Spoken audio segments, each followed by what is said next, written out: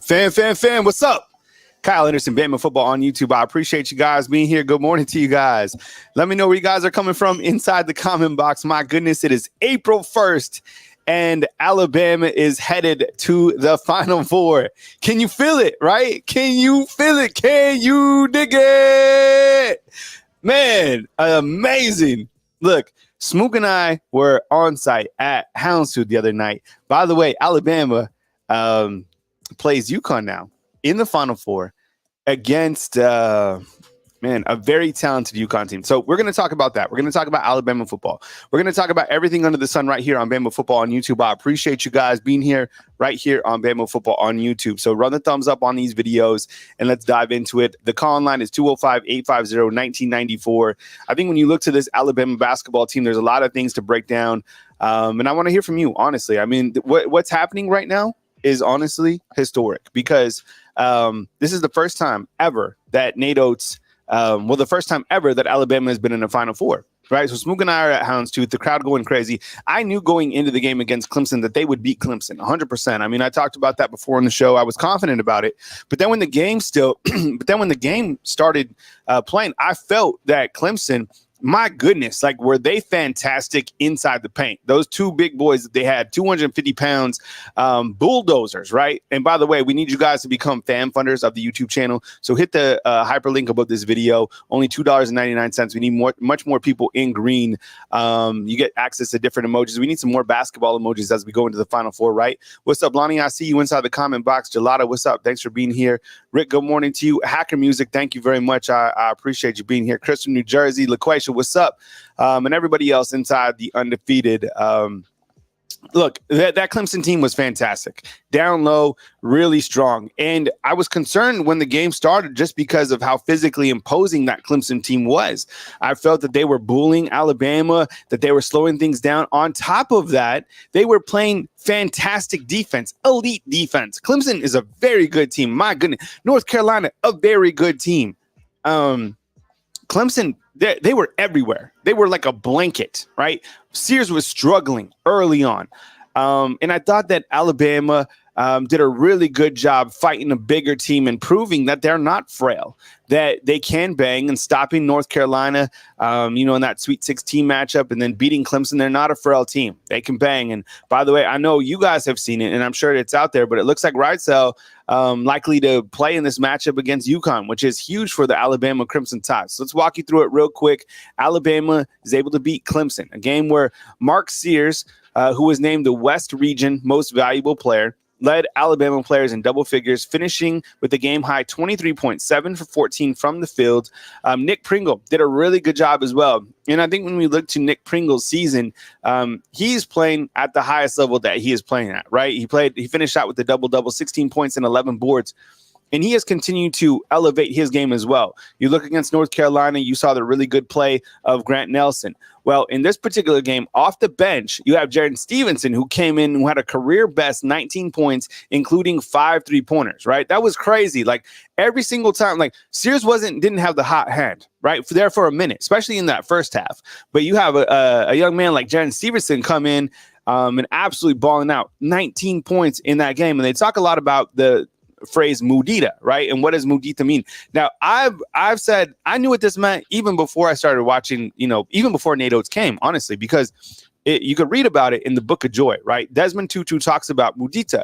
And what that means is basically celebrating other people's accomplishments and kind of like understanding it's okay to be happy for somebody else, right? I get it. Sometimes when you're in a team sport or, you have this mindset, there's got to be I got to be the main guy. And that's fine. I love that mentality. Right, I have the mentality, but it's also good to celebrate when things are going well for other people. And this team has that mudita. Now, it came to Alabama by way of the softball program, right? Murphy basically was using it with the softball players, and then it spilled over to the basketball program. Whatever the case is, I love to see it, honestly, because my point is this team is playing like a team, right? You look at all the key contributors against North Carolina. Aaron Estrada completely balls out. Grant Nelson balls out. Mark Sears.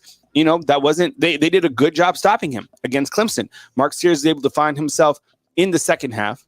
In fact, Alabama connected on 70% from the floor in the second half against Clemson, right?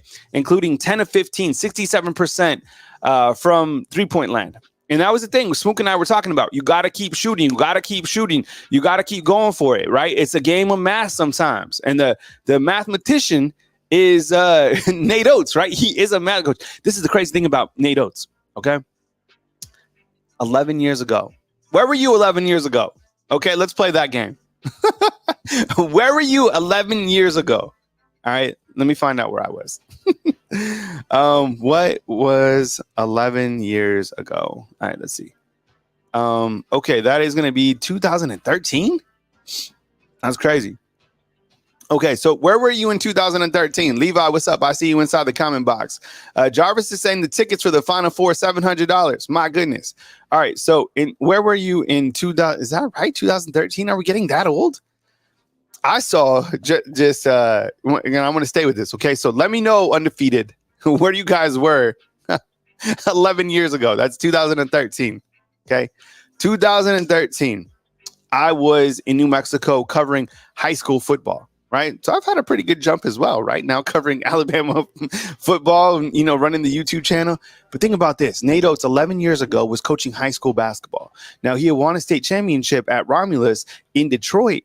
But now 11 years. I wonder if you asked Nate Oates 11 years ago in 2013, Nate Oates, do you ever think, aspirations of coaching college basketball? Yeah, it's probably like, maybe one of his goals. Maybe he was thinking about it. But did you think they'd be taking Alabama to the Final Four? 11 years ago, did Alabama fans think that this was possible? Alabama fans have always had faith in their basketball team. But since, I've been covering the team, I covered two coaches here, Avery Johnson and Nate Oates. Fans loved Avery Johnson. They really did. People liked him. They wanted to support him. That just wasn't it. Nate Oates comes in, and Greg Byrne, my goodness. Like, he just got a new contract. So did Nate Oates. Greg Byrne, man, he's got to be the happiest dude, right? Because he's able to scour kind of the landscape of college basketball coaches. And like after a big name like Avery Johnson, huge name, he goes after Nate Oates from Buffalo. And you're like, okay. Nate Oates, really? He comes in, and in 5 short seasons, he has taken Alabama now to the Final Four. I'm really happy for Nate Oates. I've always kind of admired the fact that he said what he's wanted to say. He's kind of did it his way, right? He's did it his way. There's some Sinatra for you. He's come in. He said what he's wanted. He's recruited well in a time where recruiting is very challenging because of the transfer portal. And, Alabama at that point in time when he came in, it wasn't where Alabama is right now. And what I mean by that is the brand, right? Alabama, I don't even like when he came in, they're not even really a top 25 team. He's had to mold this brand to what it is today. And now this is the standard, right? Because I knew that Alabama fans wouldn't even be happy if Alabama reached the Elite Eight. Right. I think they would be a little, kind of pumped up. Sweet 16 is kind of like you get there now. That's where it is. So what we're going to find out is like this is kind of the standard. Sweet 16 is like where we should be. And Elite Eight is like we want to be there. Top 8. Now, with him taking Alabama to the Final Four, man, Alabama fans are happy. And look, I get it. And you're out there too. And by the way, could you just take a pause and just hit the thumbs up on this video? I really appreciate it. Thank you so much. 9:30, I got my boy Ty Hayes joining me. And then he will have, he'll be solo till 10 and then, or 10:30. And then you got Coach Smook today. All right. Jarvis said one ticket in the nosebleeds costing $885. We got 2 calls on the line. I'll get to you guys in just a second. 770 and a 256. Hang tight. I would be with you guys in literally 2 minutes. So I think, where Alabama basketball is just incredible. I get it. Going up against UConn is going to be ultra challenging. This team, this is the team that was built to win the championship. If not them, then Purdue. You've seen their monster. In fact, Alabama played Purdue, and Purdue took Alabama to the woodshed. The big man, 7'4", he's a monster, right? What he was able to do in that game just recently was incredible against Duke, right?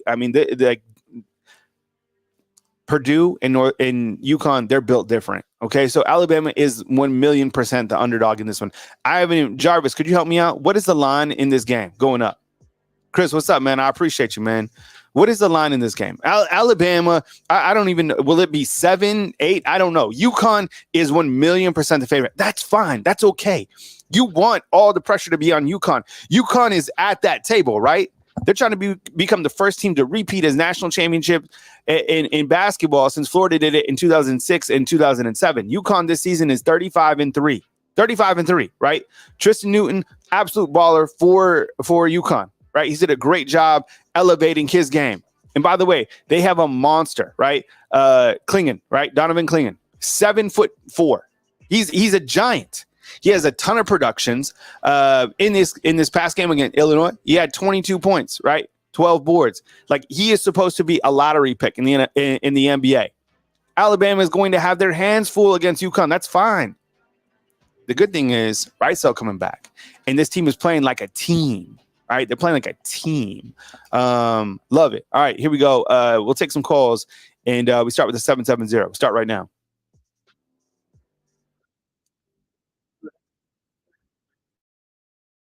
Lucas. All right, we got Lucas calling in from Georgia. Lucas, what's up, man? Welcome to the show, man. Take it away. I am so happy about the basketball team. I'm so happy what Ed Oaks is doing, and he's doing a remarkable job right now. I am so happy about that.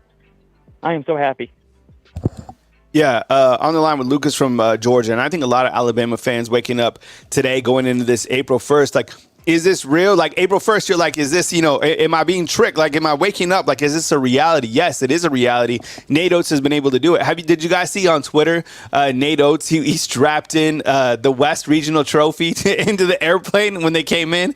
I didn't go to the landing. Yesterday, my allergies were unbelievable. So last night I took a Claritin, feeling much better today. But I saw, everybody else covering the team, which is dope. I mean, I love it. I am so happy for not only Alabama fans, but Alabama media to be able to cover Alabama basketball at this level right now. Like, you're in April and you're talking Alabama basketball still. I love it. What a time to be alive, honestly. And that guy right there, Nate Oates, deserves his flowers right now. And he's a great guy, honestly. Like, I love his demeanor. I love how he's been, with the students. He has built that student body. Lucas, what else stands out to you from that Elite Eight win over Clemson? When I think about it, I think Bama will beat Clemson because when I look at Clemson doesn't look good. Clemson doesn't look good but we got to play a little bit more better against North Carolina, and we won. But we got to do a little better because the start, like, with the fouls and the misses, and we got to do a little better job if we want a chance to beat Clemson. Mm-hmm. So, but I want to get off of basketball for a minute. I want to go into the football. Okay. About the spring game when Alabama went to the first scrimmage.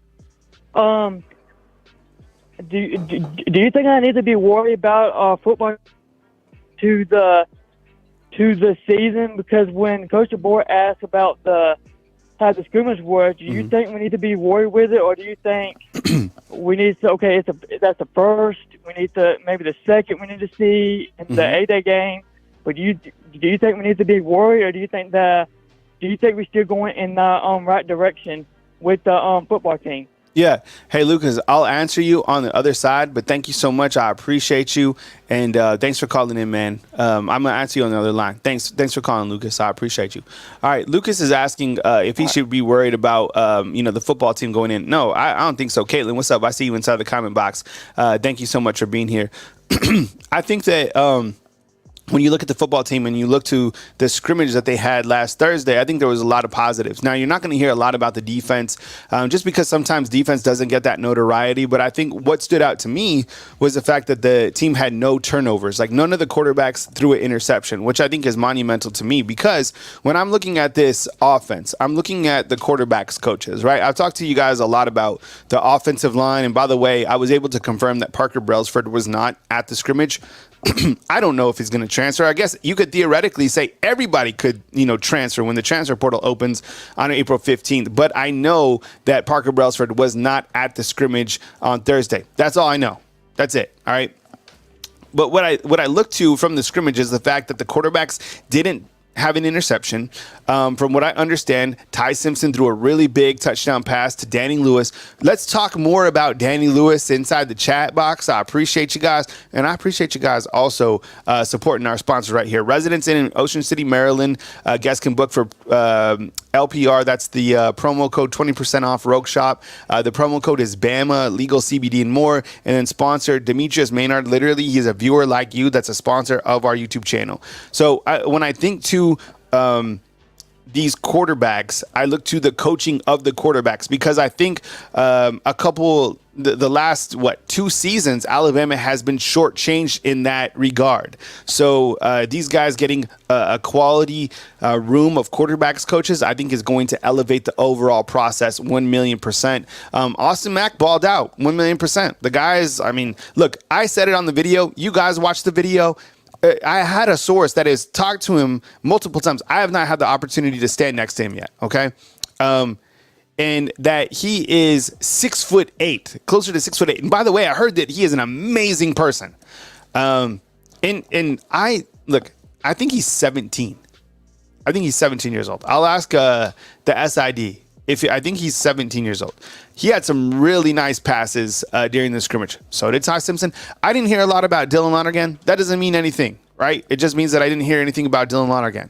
But we know what Dylan Lonergan is capable of. Jalen Milroe had a nice practice as well. Coach Kalen DeBoer, I think he's got to be happy with seeing Jalen like in a scrimmage type setting.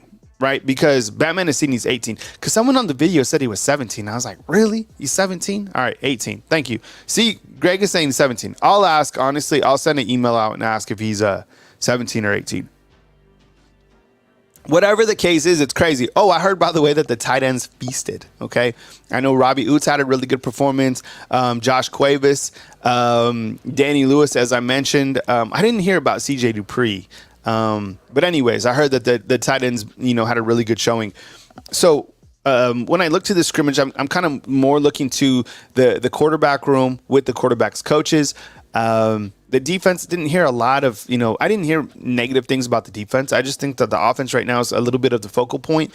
But that's no disrespect to the defense. I think the defense is going to get theirs. What's up, Kasi? I see you inside the... Oh, thank you for putting your name, Kasi, in parentheses, because I was about to butcher your first name, man. Thank you. By the way, dapper, man. I love the tie, man. That's a great look for you. The glasses, perfect, man. I used to wear a blazer on my shows all the time, but I was like having to like get my blazer cleaned, and then I was feeling a little bit, I don't know, like, because if it was up to me, I'd wear a blazer all the time. I liked it. I found that the show became more engaging when I took the blazer off. Whatever, I don't know. It was weird, like, because I want to dress up, but I think it became like for my situation, it became a little bit too unrelatable. I love living in DC. It was one of the greatest moments of my life. And I lived there 2 different times, and I love dressing up every single day. It just made me feel a little bit better, right? Look good, play good, things like that. James, what's up, man? I see you inside the comment box. Ruff, what's up, man? I love that emoji.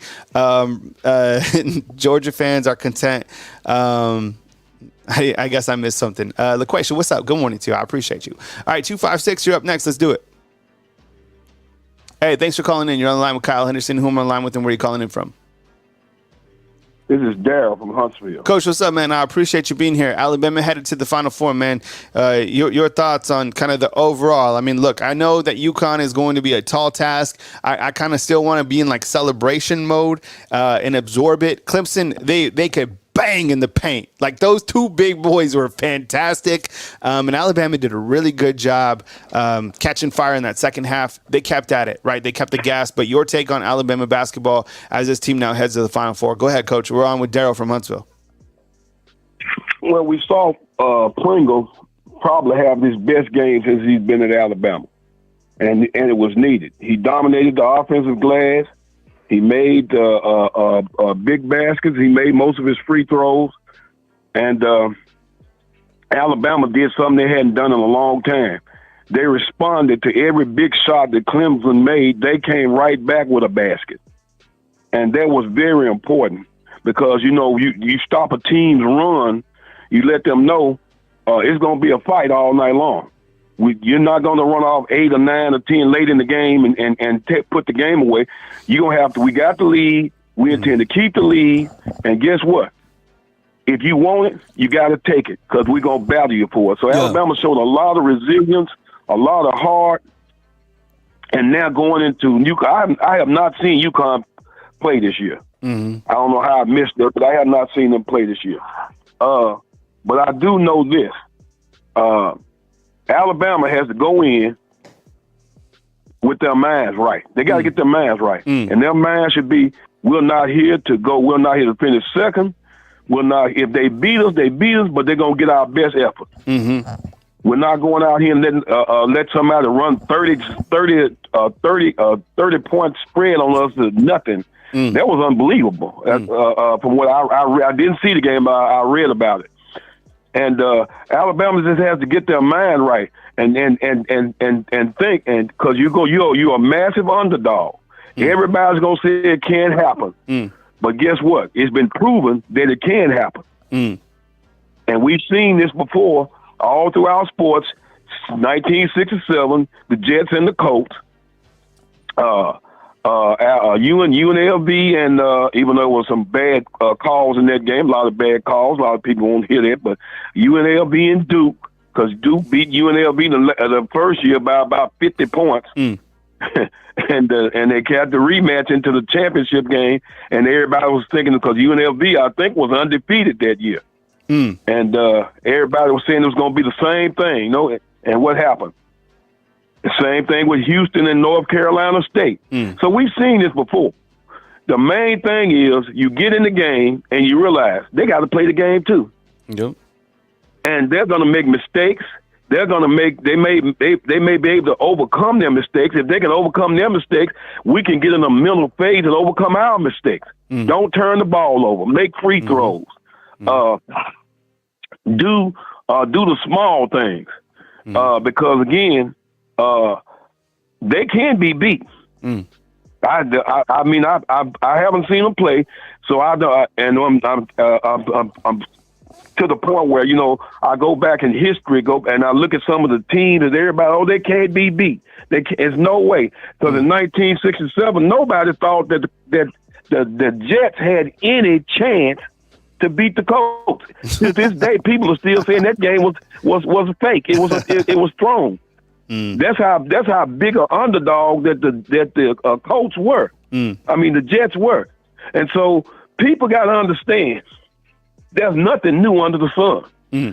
And even though we have we're in another 20, 30 year past those games, the information remains the same. It can be done. Let's get out here. Let's work. If we lose, we're not gonna hold our head down. Because when I walk out there to the locker room, I'm asking my teammate, "You giving your best? You giving your best? Are you gonna give your best?" I'm gonna give my best. When I walk off that floor, I'm leaving nothing out there. So that's the mindset and the frame that Alabama has to have to go in this game, and don't go in a state of unbelief. Go in and say, you know what, we gonna win. We can win the whole thing. Yep. Yeah. Hey, Coach, I have 4 callers in, and I'm trying to get everybody in. So I appreciate you calling. I understand you need for time, but I will. I appreciate it. I'll talk with you tomorrow, Coach. Colin, I'll be on again, same time, same place, man. All right, Coach. Okay. Darryl from Huntsville. I appreciate it. I'm gonna get you guys in as much as I can today. So and the thing, I think Coach Darryl makes a really good point. Is like everybody certainly is beatable, and the great thing about Alabama basketball is, and listen, if you've been following my show for a long time, or at least the last couple of months, you've heard me say this. I never thought during the season that Alabama peaked, right? I don't think they were ever playing their best overall basketball. I think they're playing their best overall basketball right now. And you're starting, and the reason I can back that up is because you're starting to see players play at their highest level, right? Like, where the hell was Grant Nelson? Well, that performance against North Carolina. What about Nick Pringle? Well, that performance against Clemson. Mark Steers has been steady, right? Rydell's been out. right? He's coming back. Where have been guys off the bench that have come in? Well, did you see that Jaron Stevenson just had a career best 19 points and made 5 threes? My point is that everybody is starting to play their best basketball of this season. This team is starting to play their best basketball season, their best basketball of the season. I mean, those are the facts to back it up. Patriot Life also backing us up right here with 5 football fan funderships. Honestly, Patriot Life has his own emoji, by the way. So drop that emoji and make sure that your accounts are active to be able to receive a membership. When you're a member, you become a fan funder. You support our YouTube channel. Honestly, from viewers like you, that's how we are supported. We're not backed by any major organization. Like literally, we're independent. So thank you very much for supporting the product right here on Bama Football on YouTube. With that said, we go back to the phone lines with the 256. Hey, thanks for calling in. You're on the line with Kyle Henderson. Who am I on the line with and where are you calling in from? Hey, this is Greg from Athens, Alabama. Greg, I appreciate you calling in. Alabama headed to the Final Four. Give me your takeaways of the game against Clemson and kind of your thought about what I was just saying is Alabama, I feel, is playing clearly their best basketball right now of the season. They're dangerous. They have a tall task in UConn. That team, Coach Darryl hasn't watched them yet. They're amazing. Just wait. 35-3 on the season. But give me your take of kind of how things stand. Greg from Athens, take it away, man. Thanks for having me on. Love your show, of course. I'm ecstatic. I think we played great. I think you're absolutely right. I think we are playing our best basketball because it's more than just Sears scoring. It's everybody. Muhammad had a great game. Then we had, of course, Grant Nelson had a great game, and then Jared Stevenson, came in and hit those 5 threes. So it takes more than one person to. We're getting balanced scoring. We're getting more people in double figures, stuff like that. But I'm really proud of the team. I'm so glad that we are, we're playing an elite level. And right now, we're the best shooting three-point team still left. I don't care what anybody says. It's a weapon, and we're going to take volume. And if we're hitting, and it makes it rough for other people. And the style we play. Our pace is usually great. It's going to make you go into your bench. Hopefully it's going to get you a little tired, or your defense maybe slacks off, your rebounding slacks off a little bit. But I'm really happy with the way we are right now. Going into the UConn game, they're very good. I've watched them. Mm-hmm. I would recommend everybody, if you just don't have nothing to do, go watch UConn and Creighton. They played at Creighton. Mm-hmm. They got stumped. They got thumped. We played Creighton at Creighton and lost by 3, and we shot a last-second 3 that rimmed out. Creighton got hot. They got really hot, and UConn didn't have much of an answer. They locked down on them. I think our defense, like I said, our offense is good. As long as we keep hitting and we're scoring inside, outside, hitting our free throws, Nick Pringle doing all the dirty work inside, Matambe doing all the dirty work inside, and Grant Nelson chipping in. All we got to do is play defense in spurts. Get a 6-0 run, 8-0 run, and just keep us in the game until maybe we can go ahead. Everybody says we're going to lose. I get it. I've watched UConn. Mm-hmm. They are extremely good. But the key to the game is going to be we're going to play 5 out, and we got to draw. Their big dude, he's got to come out of the paint. We got to make him play. And I think Pringle probably won't start because of that. You might want to put Jared Stevenson in the game with Grant Nelson with 3 guards because he'll have to come out and respect it. If we start hitting, he's going to have to come out. Then we might can drive. We got to get him in foul trouble. Greg, I appreciate your take this morning. I'm trying to roll through a couple of callers.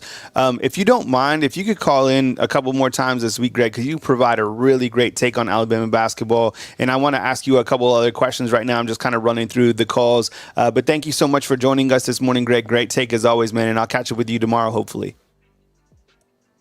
Okay, thank you. All right. That's one of my great basketball calls is Greg from Athens. So really good stuff. And how about this? Caitlin coming in with the 100 spot. We appreciate you. Thank you so much. And right on top of that, you have Patriot Life. These two are who have really did a great job building this community. And I think Caitlin might be close to getting her own emoji too. Give me a thumbs up if you think so, because Caitlin always coming through with it. There's so many fan funders. But look, if you can't fan fund, if you're not a fan funder, whatever it is, you can't super chat, just hit the thumbs up. We appreciate you guys. We just really enjoy what we do right here on Bama Football on YouTube, Patriot Life. Thank you so much. Again, we go back to the phone lines. Again, I'm bringing just everybody in. So if your time is limited today, no offense, just get your point in. Let's keep it rolling. And we got Chris from New Jersey coming in.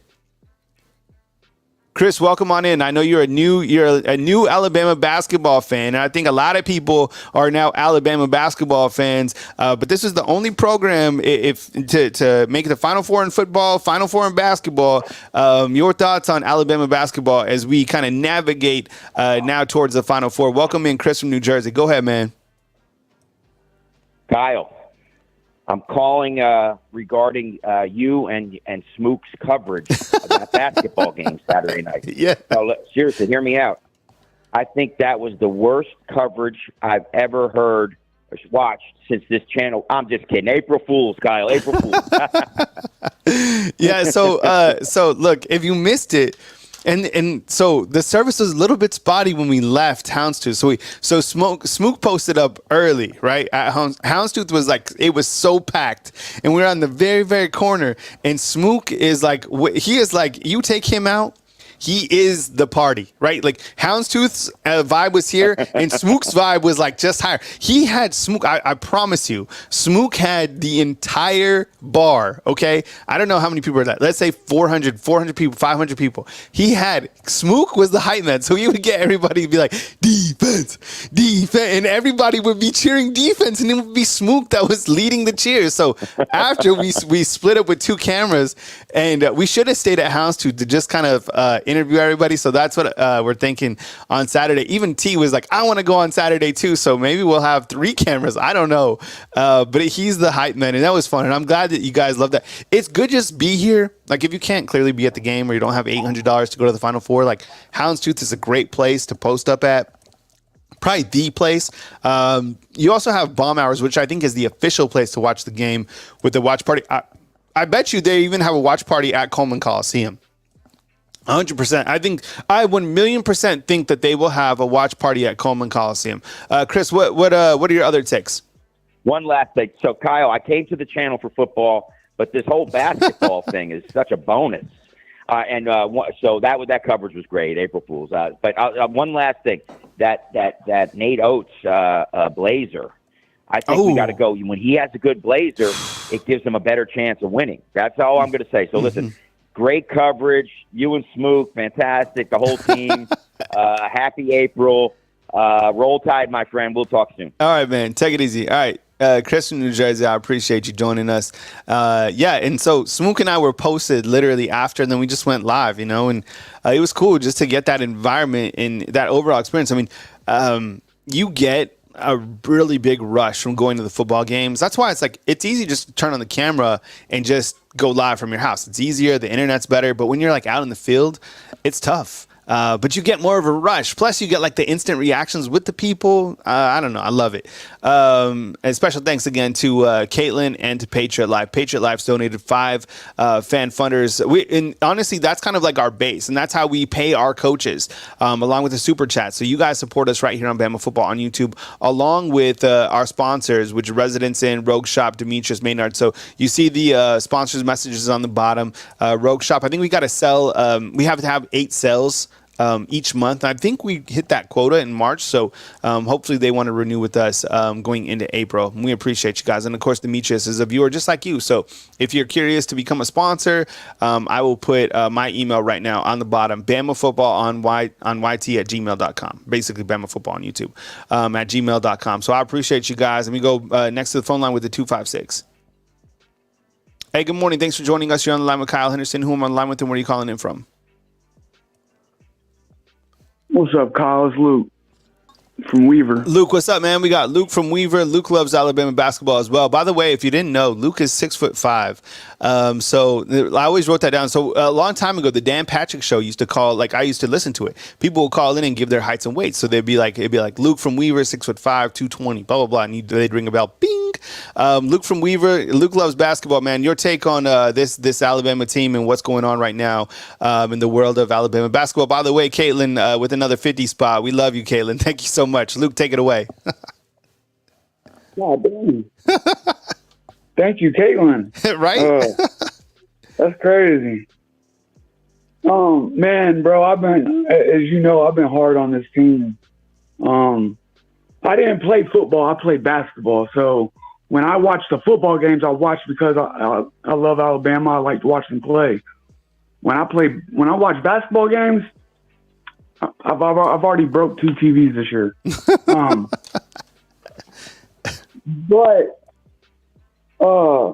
And I told you before, man, there's been no help defense the whole year. The team, now there's been certain people step up. We've had good games, but the team has not been helping Sears. It's been a one-man show until, the March. Yep. And, man, I just appreciate how this team has stepped up because I knew we had an easy path. But, last year we kind of had an easy path, and we lost to San Diego State with Brandon Miller. So I wasn't really believing. I thought we would get through these games, but I didn't think we'd get through them the way that we did. And big ups to the other teams. They played their asses off, but we played well defense. We shot good shots. We passed the ball. We, like I said, help defense is one of the biggest things, stepping up when the other person fails. Rylan Griffin, amazing defense. Yep. Pringle is the reason why the guy fouled out last game. PJ Hall last game. Yep.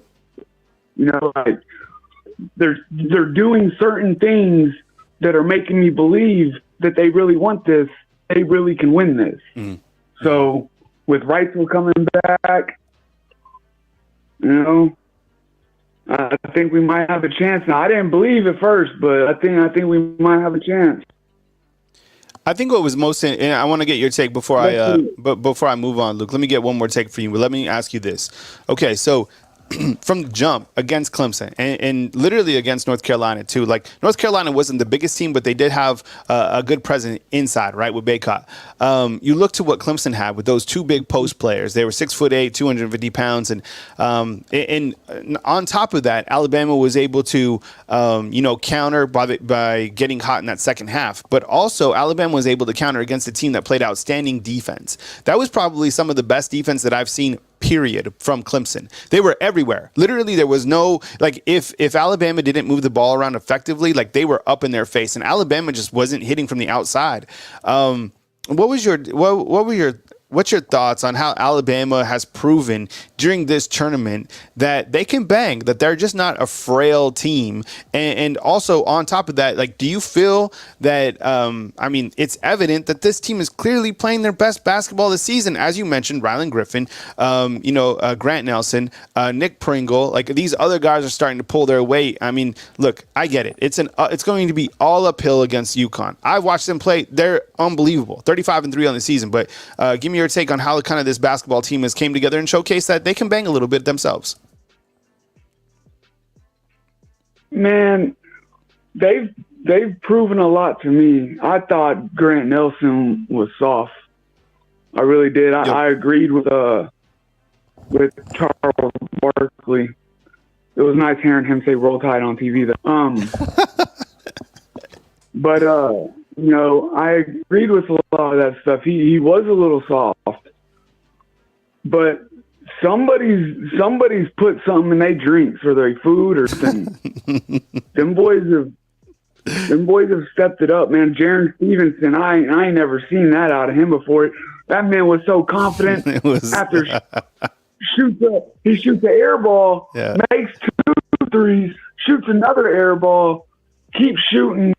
Air balls weren't contested either, really. Yeah. When he shot him, I was like, oh, don't take him out. And the amazing coaching by Nate Oates. Trusting these guys and letting them play. Amazing coaching, keeping Grant Nelson in. You got to give all the credit to Nate Oates, man. He doesn't have a number 1 pick. Sears is probably building his draft status, but Sears is the only one on that team that's going to be drafted this year, probably. Is Grant Nelson a senior? Yeah, he is. But I've heard. I was just playing golf with somebody, and they said that there's things in play to make an effort to keep a couple key players. So look, this is the world that we live in, and I'm curious to see who they can retain that's able to be retained. But on top of that, I think like when you look to recruiting overall, like Alabama, Nate Oates, he's showcased that he can get you where you need to be, and he's won.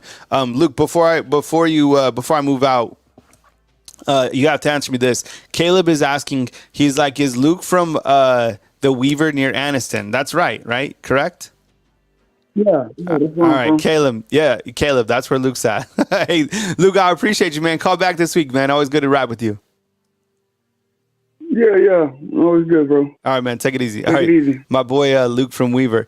Hey, Angel, call back tomorrow, man. I got to bring Ty Hayes on. I'm bringing him on at 9:30 today. So call back tomorrow, man. All right, just missed Angel from Pigeon Forge, but he'll call back tomorrow. We love Angel.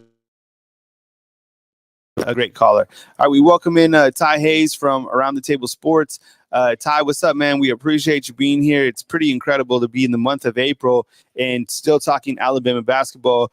Look, it's amazing that Alabama basketball and Alabama football, those are the two only programs. I mean, you saw Hayes Fawcett, one of the guys that tweeted out, Alabama made the Final Four in football. Alabama makes the Final Four in basketball. Of course, Nate Oates, that's the job's not done, right? The West trophy is cool to have, but job's not done. You want to be able to add a trophy case to the 18. In fact, Nate Oates was like, yeah, they got 18 here. We got a little bit of catching up. Your thoughts on just kind of the brand of Alabama basketball as it sits today, because Alabama basketball is here. Welcome on in Ty Hayes from Around the Table Sports. Ty?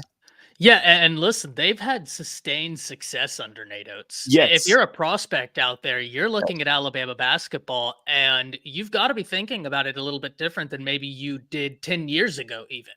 What we've seen under Nate Oates proves something, though. And, I got to give a shout out to Big Bama Brand because he hit me up on Twitter. I don't know if he's in the chat right now, but shout out to him because he brought something, Kyle, to my attention that we've talked about before. Yeah. But I think it's time to go further in depth about this. There is an analogous mindset, in my opinion, about Nate Oates' success and the success Kalen DeBoer can have. Now, what do I mean about that? Nate Oates wasn't an SEC guy. Kalen DeBoer is not an SEC guy. Nick Saban wasn't an SEC guy, but it is not a predeterminant of success being an SEC guy. What we are seeing is if you can coach ball, you can coach ball, and the results follow. Something to think about on this Monday morning. And do you think on top of that, as well as kind of as we transition, with Coach Saban to Coach Kalen DeBoer, and not to say by any means that the game was getting away from Coach Saban, but I think it strategically, Greg Byrne did a really good job seeing kind of visualizing out in the college football world, who is doing things differently, who is doing things in the world of college football with their quarterbacks, with their wide receiver, with their running backs, who is able to who can maybe give me, and you couldn't go to like Greg Byrne couldn't go to Western Kentucky to bring in one of the bright minds there, for example, right? He had to go to an established program because it is Nick Saban, but with basketball, what he was able to do clearly worked. So now Kalen DeBoer, I think, kind of fits that mold is a little bit. I venture to say that there's a bunch of you watching this video or that are watching college football in general that didn't even really know how to pronounce his last name, right? Just because you're Washington, Pac-12. But look, clearly in the short 2 months that Coach Kalen DeBoer has been here, things have been going really well. We've seen a lot of development from the players. But do you think that Kalen DeBoer kind of coming over kind of has a little bit of almost what Nate Oates has? I think so, because with Nate Oates, he's unapologetically himself. Yes. And that's the exact same thing we've said about Kalen DeBoer. He is unapologetically himself. And this is something I'd like to point out. And in no way, shape, or form am I taking a shot at this coach, but facts are facts, right? I can't sugarcoat what is a fact. Brian Kelly is not exactly struggling in the SEC, and he came and put on a fake Southern accent and is finding success. Now, once again, that's not a shot, but Kalen DeBoer has not put on any guards. He has remained unapologetically Kalen DeBoer, and I think that authenticity is king. I think in a lot of ways, Kyle, Kalen DeBoer symbolizes something that I've always almost lived by. Simplicity is the key to brilliance. A lot of things get overcomplicated. We oftentimes in life, not even in sports, in every aspect of our life, we overcomplicate things when in reality, simplicity 9 times out of 10 is going to be the winning factor. It is the key to brilliance. When you look at things from a recruiting perspective, and someone just brought this up inside the comment box, and I ask you this because I know you follow recruiting as well. You're into the numbers, you're into the sides, you like kind of looking at things from the outside. What Ohio State currently has going on, and I bring this up on two folds. Number one, because Ohio State from the transfer portal, I mean, they went literally all in. Like they're trying to buy a team. Right. We saw that, like they're doing that. This current class of 2025, they're ranked number 1 overall in the country, clearly number 1 in the Big Ten or whatever you want to call it. What are your thoughts on what Ryan Day, because you mentioned Brian Kelly and actually he's doing a really good job recruiting wise. Like, are they doing something different right now that Alabama is not doing? Because when you look to them overall, they have 1, 2, 3, 4 stars, something like that. Like what's going on at Ohio State? How is something going on, or is it too early? Are they doing something different, better than Alabama? What's your take on that? One, way too early. And Hunter, I understand Hunter Ray in the comments saying it's sad seeing what Ohio State is doing in recruiting versus us right now, not trying to be negative, just kind of upsetting. Ryan Day has been there how many years? So you have the luxury of continuity across the board for the most part at Ohio State. And granted, Ohio State's a team that's always recruited well. Kalen DeBoer just got there. So Ryan Day is able to utilize relationships that he's had that are years in the making with these prospects that Kalen DeBoer is just now starting to get acclimated, right? He is just now starting to hit the ground running. And on top of that, one thing we must remember, one of the reasons it's so impressive what Alabama has done thus far in recruiting is because this coaching staff, outside of Gillespie, outside of Roach, they don't have that innate understanding of what they need. Now, every practice that goes in spring, they're gaining more of an understanding simply because of reps. They're understanding what we have relative to what we don't. Ryan Day, these guys, they already know where they stand. They do that by proxy of having that continuity. So I'm not super surprised with Ohio State, but one thing I would say, one, it's very early, right? Like Ohio State number 1 on 3. If you look at 24/7 Sports, they have Notre Dame at number 1. Notre Dame is a team that consistently jumps out ahead, but they will lose prospects. Same will happen with Ohio State. And I'm not saying they're going to lose everybody, but we're in April.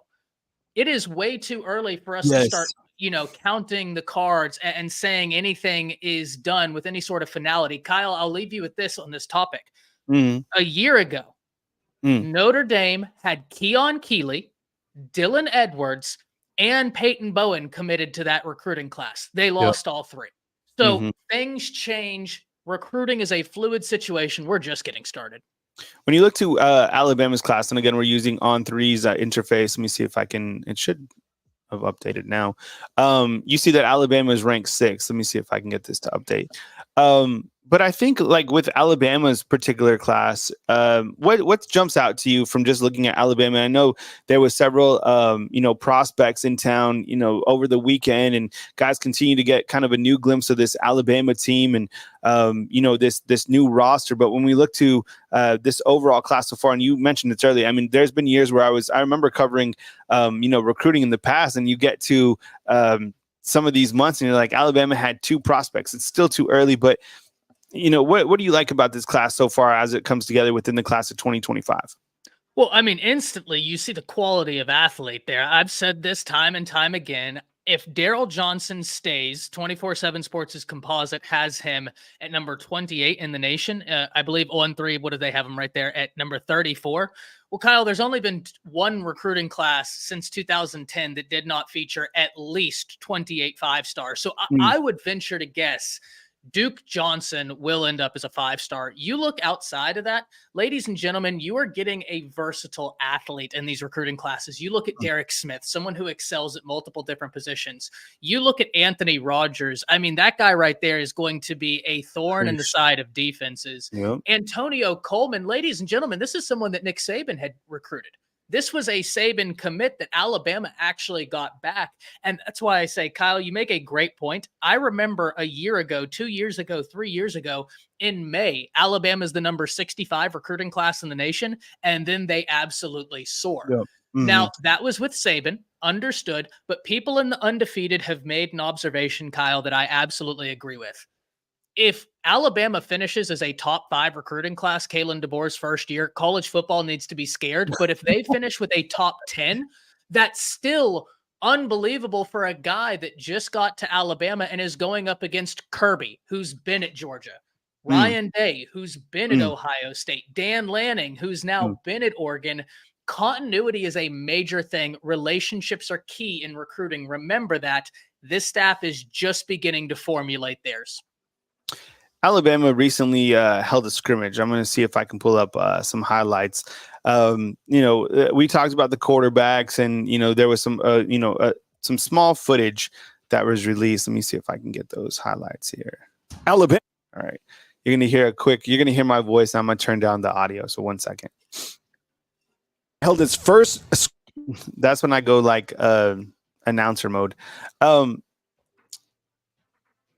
Your takeaways from, things you've heard, people you've talked to after this scrimmage, because from what I gathered, and I was able to confirm Tony Sukas's report that Parker Brailsford was not there. We had a video about it. We don't know if he's going to transfer. Everybody could transfer, I guess. Everybody could transfer here, there, whatever the case is. He wasn't at the scrimmage. Things that we do know is that the quarterbacks didn't throw a turnover. What were some of your takeaways from, people you've talked to, things you've read, things that you saw with your own eyes? So one of the things that I think is evident, and I talked about this at length, Zay Mincy is going to be a real tough dude to keep off the field. He had that rep against Jeremy Bernard. And remember, not only were the Washington Huskies faithful, though I don't believe that most of them would admit it now because of circumstances, they thought when Jeremy Bernard was on that roster, he was going to be wide receiver 1 in 2024, 2025. That's how much they value his talent. In fact, if you talk to some of those guys, they said the only reason he wasn't 1,000-yard guy is that they had 2,000-yard guys. Yeah. Only so many people can eat.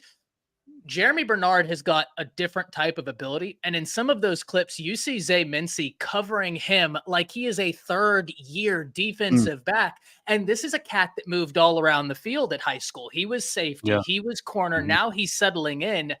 Alabama's young defensive backs are growing, and they're growing in the fire. This is something you and I talked about, Kyle. I think everybody on the team over here has talked about this. When you have these young defensive backs, they're going up against Kalen DeBoer and Nick Sheridan and that offense.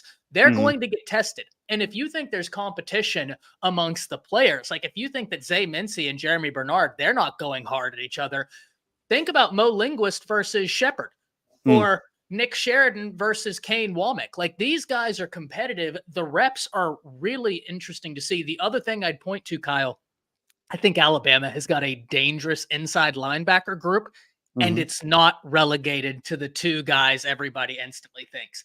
It's not just relegated to Deontay Lawson and Jahad Campbell. There are some young guys that are absolutely turning heads, and that's exciting to hear.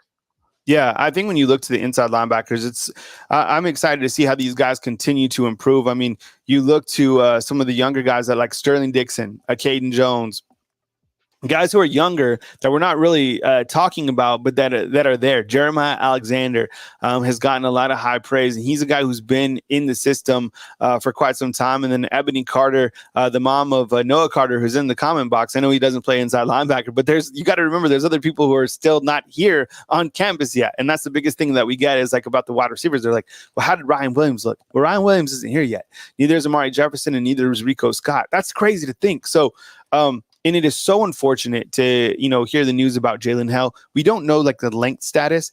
I always think it's shorter because of the job that this sports. I'm telling you, like, number one, it's not like me or you like hurt our legs. Like these guys are number one, like world-class athletes, and they have world-class facilities here.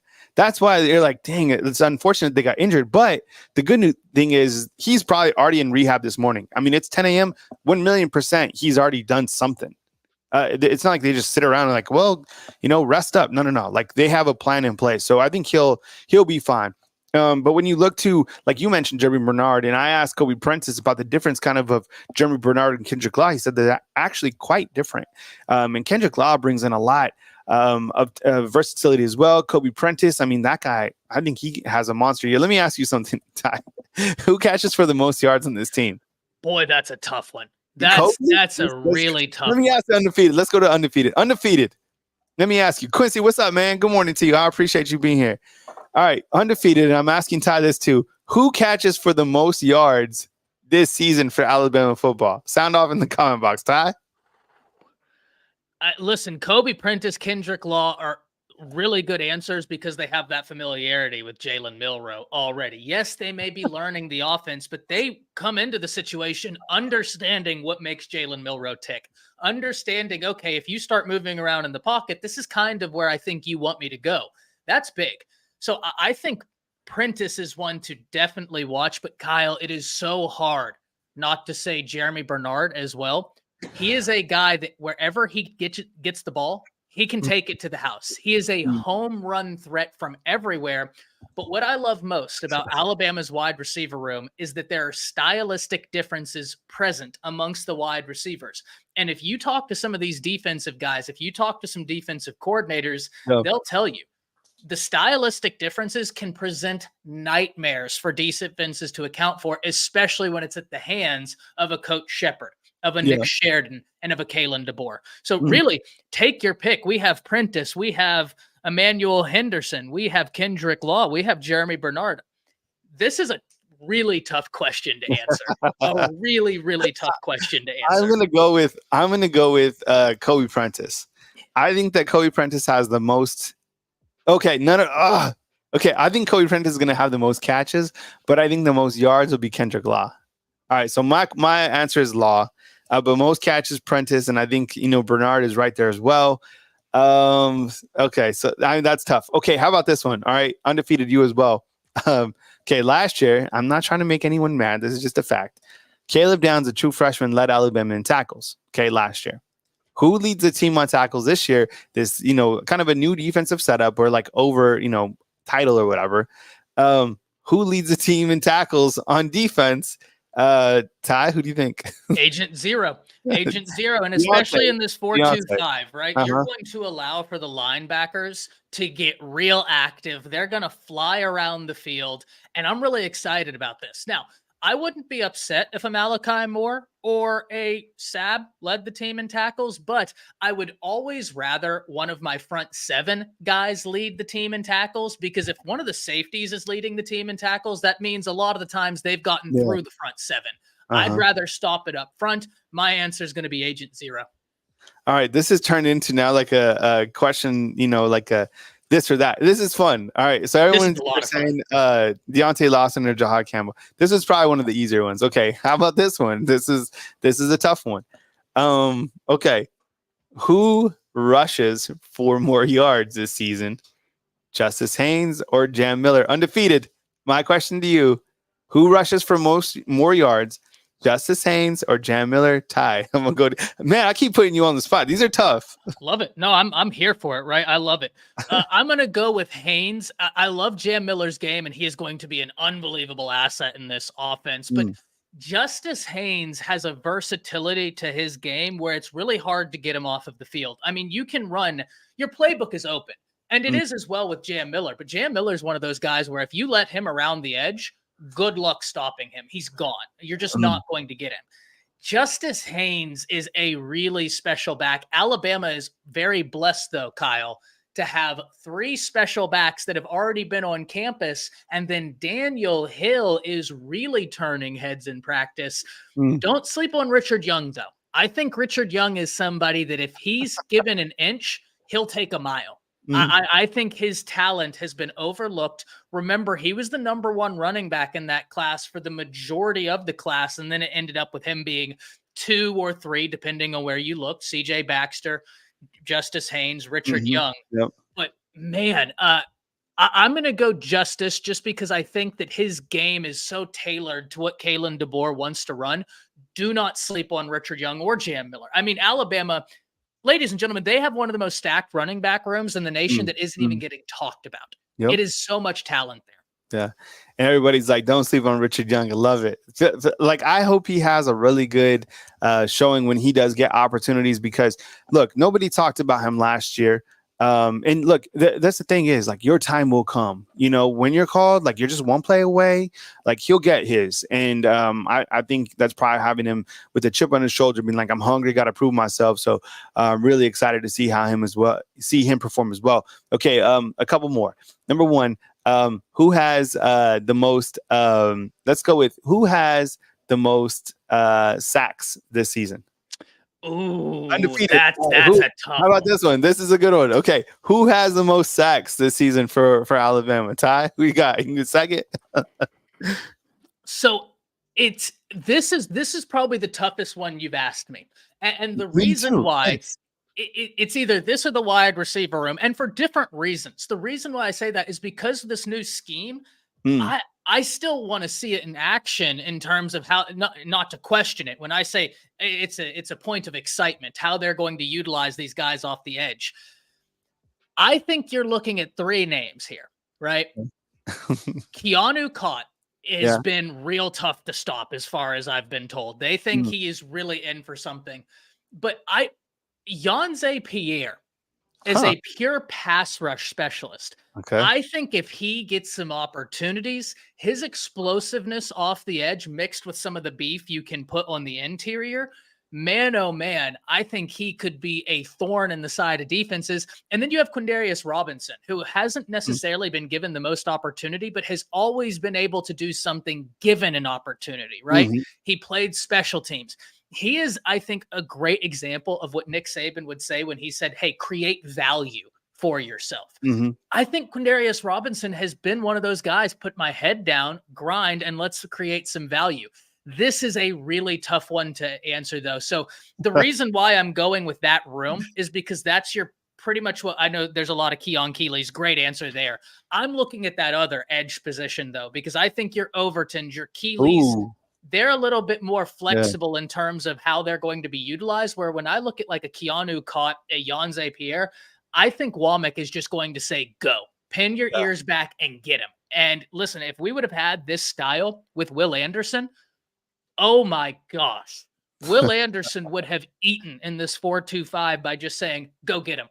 Don't just go attack. This is going to be a lot of fun. Okay, this is my last one. Okay, last one, and then I turn the segment over to Ty. And then you have Coach Smook joining as well. Okay, this is for the undefeated. This is my last question that I have. Who makes a bigger impact this season, Damani Jackson or Keon Sabb? I don't know where I'm coming up with these from, but I like that one. All right, so fam, inside the undefeated comment box, who makes a bigger impact this season, Keon Sabb or Damani Jackson? Go ahead. Sabb, and this is very difficult.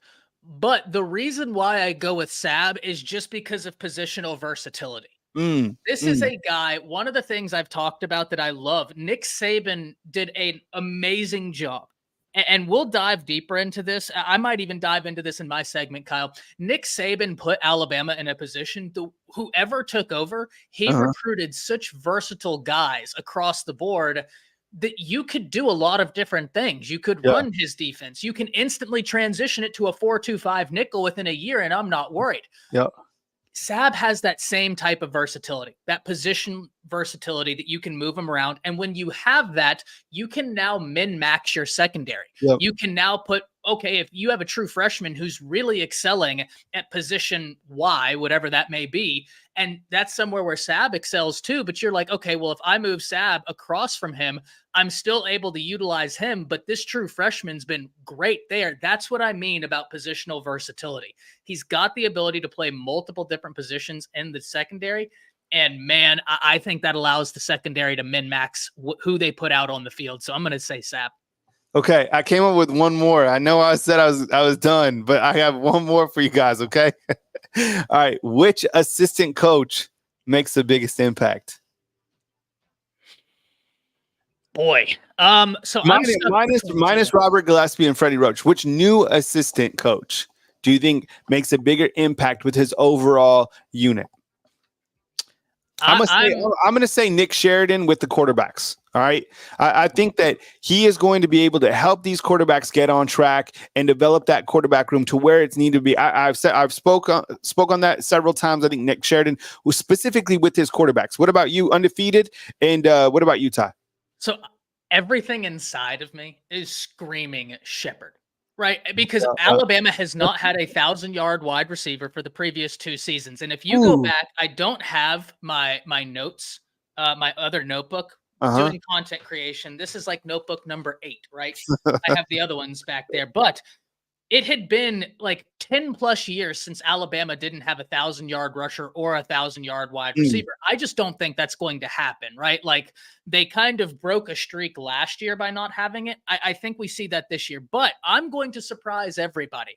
As much as I know Shepherd is a correct answer, ladies and gentlemen, there has been a room for Alabama that has been up, down, all around, and that's that offensive line unit. Alabama took Michigan, the national champions, to overtime with the 99th. If they had the 99th offensive line in the nation, maybe they win with the 129th offensive line in the nation out of 131, mind you. Yeah.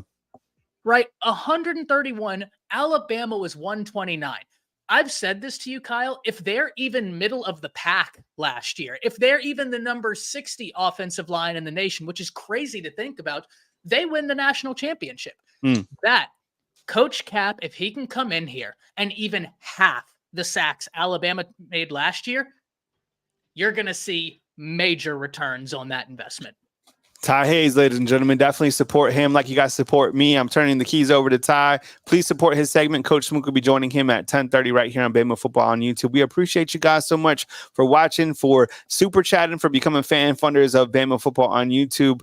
Ty, I'm going to go full screen, man. You do your thing, and please support Ty Hayes, Around the Table Sports. That's his YouTube channel, and does a fantastic job for us. Thank you very much, fam, for being with me. I will be live as news happens, and of course, always right here on Bama Football on YouTube. Have a fantastic start to your Monday. Wake up. It's the first of the month. Undefeated. Do you know this one? Wake up. It's the first of the month. I'm going to be so disappointed if they don't know this one.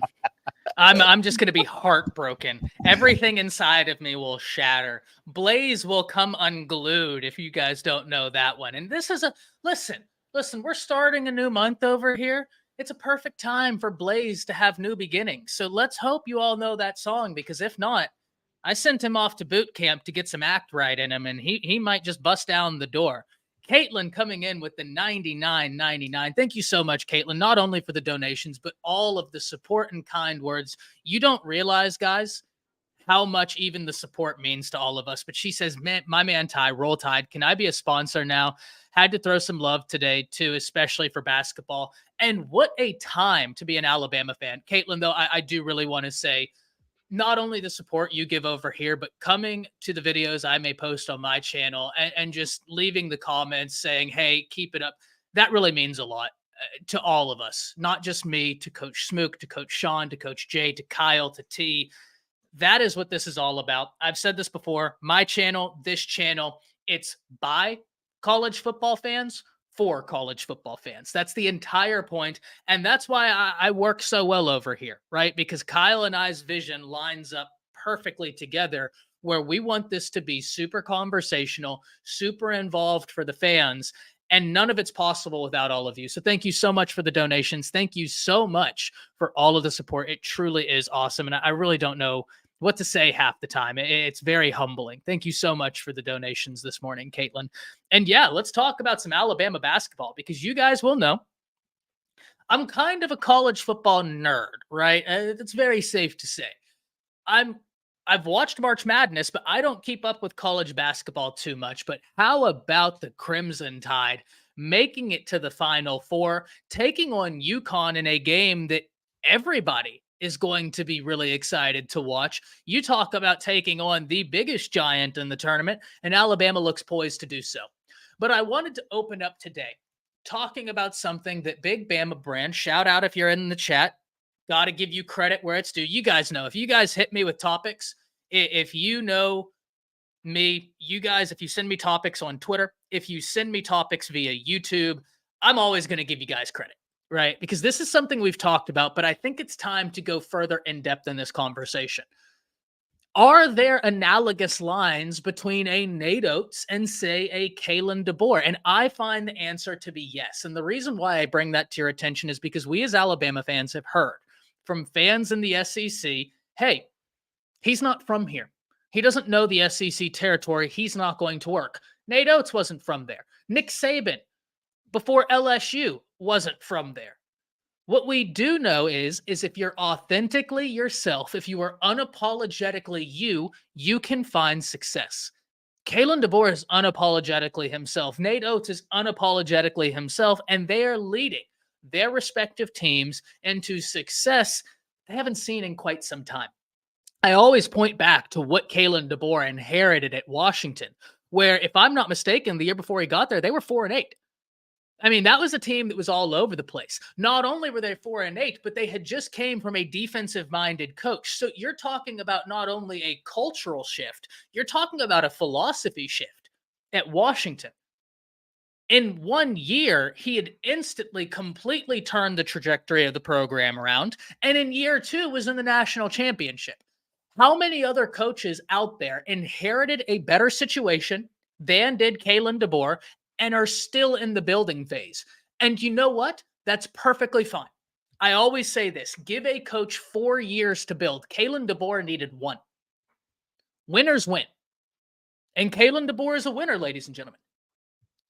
Kalen DeBoer understands what it takes to be successful at every level of football. Relationships, authenticity, being yourself.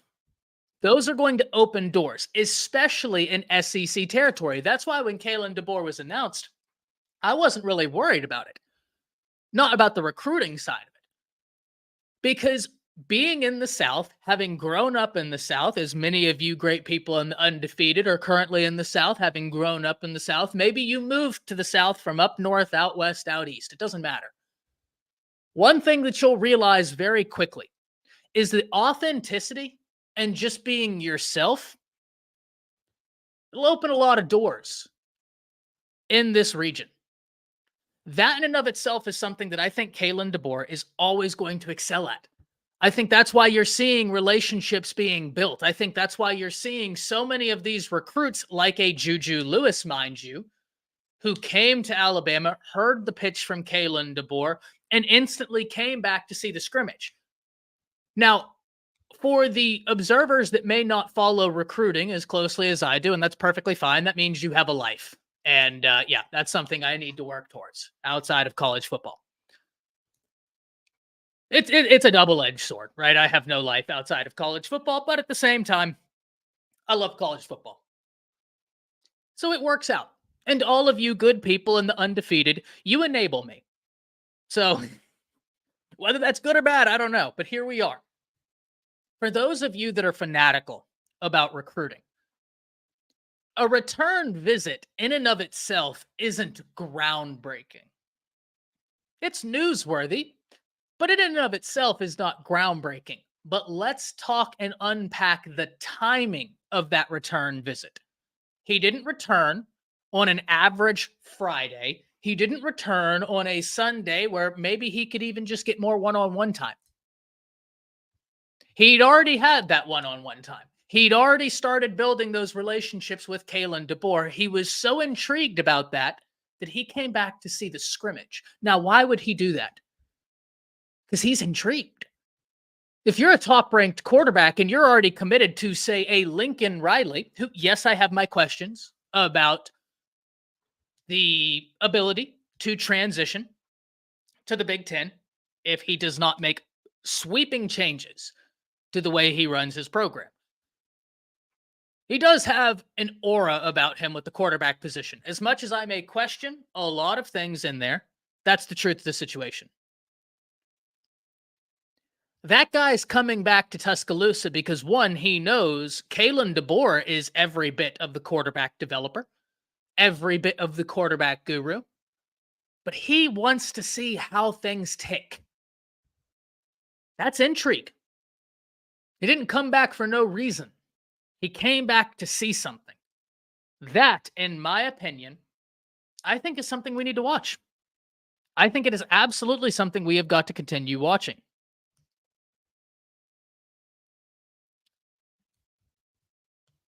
Hey, there you go, Caitlin. If you ever need any help in like YouTube stuff, just let me know. Just let me know. One of the things I do over on my channel is I try and work with people who are interested in starting their YouTube channels because, like Coach Smook said, I'm just a person with a microphone, right? We're all the same. Any way I can help people start their YouTube channels, get going, anything I can do, you just let me know. Tink in here. Happy you're here, Tink. Good to see you as always. Dr. 334, my man Greg's in here. Steven's in here. Christian, Ephraim, Ebony, Antoine. I mean, we have got the entire group today. And what a day for it. What a day for it. Good to hear you're still in here. Tank, good to see you as always. Jarvis saying, wow, off topic, but the witness and the Darius Miles that's wild. That's terrible to hear. You never want to hear anything about that, especially on Easter. Prayers to their family. K-Spray saying, morning time, morning, K-Spray. Ephraim in here, LaQuisha. It's a great day, guys. Alabama moving to the Final Four. Alabama progressing through spring practices. And not only that, Alabama has a really important visitor on campus right now. A quarterback that is absolutely flying up recruiting boards. One that we may not have talked about yet, but one that we're about to dive into. Matt Zollers from Pennsylvania. Now, I direct your attention to him because this is a guy that I debated all morning whether or not to add him to the list of prospects I put together every single year. And we talk about, hey, watch this name. They are flying up recruiting boards. Now, the only reason why Zollers is even a debate is because he's already a 4-star prospect. Usually that list, the barrier to entry for me is 3 stars. Usually I like picking a bunch of the 3-star guys, bringing them to your attention and saying, hey, watch this guy. He's going to fly up recruiting boards. He's going to end up as a top-ranked prospect. Matt Zollers, interestingly enough, whenever we started off this year, was sitting at number 194 in the nation per the 24/7 Sports Composite. As we currently sit here, he has already rose 90 spots and is sitting at number 104 in the nation and the number 10 quarterback per the 24/7 Sports Composite. If we look at 24/7 Sports rankings themselves, he started off this year around 148 in the nation and is now sitting at number 62 and the number 6 quarterback. 6'3.5", 205 pounds, out the state of Pennsylvania, as Caleb says. Penn State's a team to watch here, and especially whenever you're talking about a kid committing to maybe the home state school, that's always one that can be an uphill battle. It doesn't necessarily have to be, but if you're one of those kids, maybe you're from Pennsylvania and you've always thought like, man, when I get the opportunity, I'm going to put on for my university, for the university in my state, and I'd love to put on for Penn State, that's always understanding to lose those battles.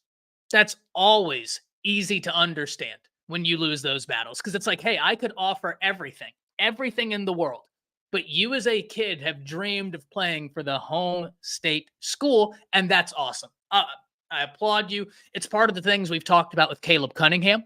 He's really looking at the Mississippi schools, and Alabama's giving him something to think about. But it is a battle that we're going to watch because if you've always dreamed about being the guy to be a massive agent of change for the university and the state you grew up in, I can't fault you for that. And as we see, oh, there we go. There we go. It's working with me today. Steven says, Ty, how are you this morning? I'm doing good, Steven. I'm doing good. Nothing to complain about. It's a beautiful Monday morning. We get to talk football. And anytime I get to talk football, it's a great day. Mark saying Roll Tide from Birmingham. Mark, Roll Tide. Happy you're in here. I've only been to Birmingham once. Been to Birmingham one time. Enjoyed myself. Sweet Home saying Ty, Denton, Texas. Hayes, good morning. Good morning. Good morning. And we've got some prospects from the city of Denton that will be making their way to Tuscaloosa within the coming months. Denton is absolutely loaded with top-ranked prospects. Really the entirety of this North Texas region, right? The whole DFW Metroplex, which it's just incredible how much talent there is here. Not only in Denton, but you go further south, Flower Mound. I mean, it's just unbelievable. Moonrock is saying Hale will be back. I'm really, really excited for him to return. Hopefully he has a speedy and healthy recovery. All that goes really well. But like Kyle said, Alabama's got the best medical staff out there. And if anybody's going to get him right, those are the guys to do it, right? It'd be much different if I got hurt. I broke my thumb years ago, and so we got thumbs up on this side, right? Normal, good. It didn't crash, so there's good. Well, thumbs up on this side. That's as far as this thumb goes. So we got 1.5 thumbs up from me. What are you gonna do? If I had gone to Alabama, my thumb would be working perfectly. No, it is what it is. We got 6 months till even the season starts, and that's good to hear, man. I hope he has a speedy recovery. I still don't know the specifics on the injury, and I'm certainly not going to speculate. Hot like PU94 says, was Odom second behind Hale, Julio Jones, clone? I don't know about where he currently sits in the rotation, but what I will say is there are certain prospects out there that whenever you look at their ability, you have to imagine that there's going to be sets for him to be on the field. And if there are sets for him to be on the field, therefore he will be able to create value for himself. Well, why I bring that to your attention? Caleb Odom, 6'5". You don't think he's not going to be an incredible red zone threat? Imagine a red zone package where now you might have Caleb Odom out there. You got Danny Lewis out there. Maybe you're in 12 personnel. Maybe you have Justice Haynes back there or a Daniel Hill. Same argument applies to Daniel Hill right now. Right? How can you create value? Well, Daniel Hill is an absolute mauler at the running back position. Much more athletic than I think most people gave him credit for. That's why when he went out to that All-American game, even all the people that were evaluating the prospects were like, man, this kid's different. Kid is really different. And something that I've heard in the background that Daniel Hill is already picking up that genuinely, ladies and gentlemen, is the biggest reason why freshman running backs don't play: pass protection. Now, that sounds simple. It sounds rudimentary. Oh, pass protection is the reason a freshman running back's not playing? Yes, 100%. If you understand pass protection, you're going to get on the field a lot earlier as a running back than someone who doesn't. From what I'm hearing, he doesn't pass pro like a freshman. Not only does he get it, he's willing, from what I've been told. He's willing to knock someone's head off. You want to talk about a way to get on the field early. But going back to this red zone package, because Hot Like, I think you instantly see where I'm going with this. If we're talking about two true freshmen that can create value for themselves instantly, imagine a red zone package. Maybe you're in 12 personnel. So you have CJ Dippre, you have Danny Lewis out there, you got Daniel Hill in the background, and then you have Caleb Odom. Really, you're in a 13 personnel. Let's be honest. You got 3 tight ends out there. One of them is just a wide receiver in a tight end's body with wide receiver athleticism. That is going to be something to watch, ladies and gentlemen, because he is going to be able to get in the mix early. And if you're able to get in the mix early, if you're able to create value for yourself early, you're going to see more playing time. And Caleb Odom is someone who every time I think about a true freshman contributing, instantly I'm like, well, I imagine that the staff is going to utilize him as a mismatch in the red zone at the very least. And at the point where he can do that and prove to do it successfully, they're going to utilize him all over the field. Caleb Odom is an incredibly intriguing prospect to watch because of his mismatch ability. Now, AJ with a great question. Ty, do you think Caleb Odom or Ryan Williams go for 1,000 this season? I don't know if either of them go for 1,000, AJ. That would be incredible. That would be incredible. And when I say I don't know that either of them go for 1,000, it's nothing to do with athletic capability. Both of them have the capabilities to go for 1,000. That I don't question. What I do think, though, is that I look at a wide receiver room that has got more answers than questions under the tutelage of this new staff. That's a good thing. But what it can mean is that you might have a situation where you look and you've got 3 or 4 guys. You've got someone at 1,000 yards. Let's say it's a Law or a Prentice or a Bernard that hits 1,000 yards. Well, you might have your number 2 wide receiver at 800 yards, 900 yards, 700 yards, your number 3 wide receiver at 500 yards, and then you have a few other guys at 500 yards. That's what I imagine Alabama's wide receiver room will look like. So I don't know if their freshman year, either Caleb Odom or Ryan Williams hits 1,000, but it's nothing to do with their ability. If Alabama was in a position where they didn't have answers at the wide receiver position, I would be far more inclined to say yes, because they do have that ability. They certainly have that ability. I just look at this wide receiver room, and I think there's so many answers across the board, the ball will be spread around. Ty, any hints on punt and kick returners? I don't know about punt and kick returners, Jermaine. I won't even. Yeah, I have no idea. Now I can tell you like my opinion on it, but I don't know anything official. So I want to get that out there first. Whoever I say right now is simply me looking at the situation and giving my input on it. Nothing that's official, nothing that has happened in practice. I think when you look at punt and kick returns, someone like a Kendrick Law, that'd be really tough to stop him back there. You still have like Bubba Hampton. You still have Mbakwe. I mean, once again, you've got so many dudes out there that could successfully do it. Cole Adams, very, very talented. Cole Adams is another prospect to know, ladies and gentlemen. You saw him get active in the spring game. I say in the first spring scrimmage. I apologize for that, misspoke. You saw him get active in the first spring scrimmage. And I have been told that's not a one-off. He's got a lot of ability. He would have been a far more coveted prospect in terms of his ranking out of high school had he not been injured. He got hurt very early in his senior year. Had he not gotten hurt, boy, he'd have been pushing because he's got speed, he's got elusivity, he's got the entire package, and then you still have Emmanuel Henderson. Jeremy Bernard's return kicks at UW, which makes him an instant addition into that room. Good point, Moon Rocka. Thank you very much for that. I guess I'd forgotten that he had done that. Yeah, I mean, listen. Once again, there are questions and answers.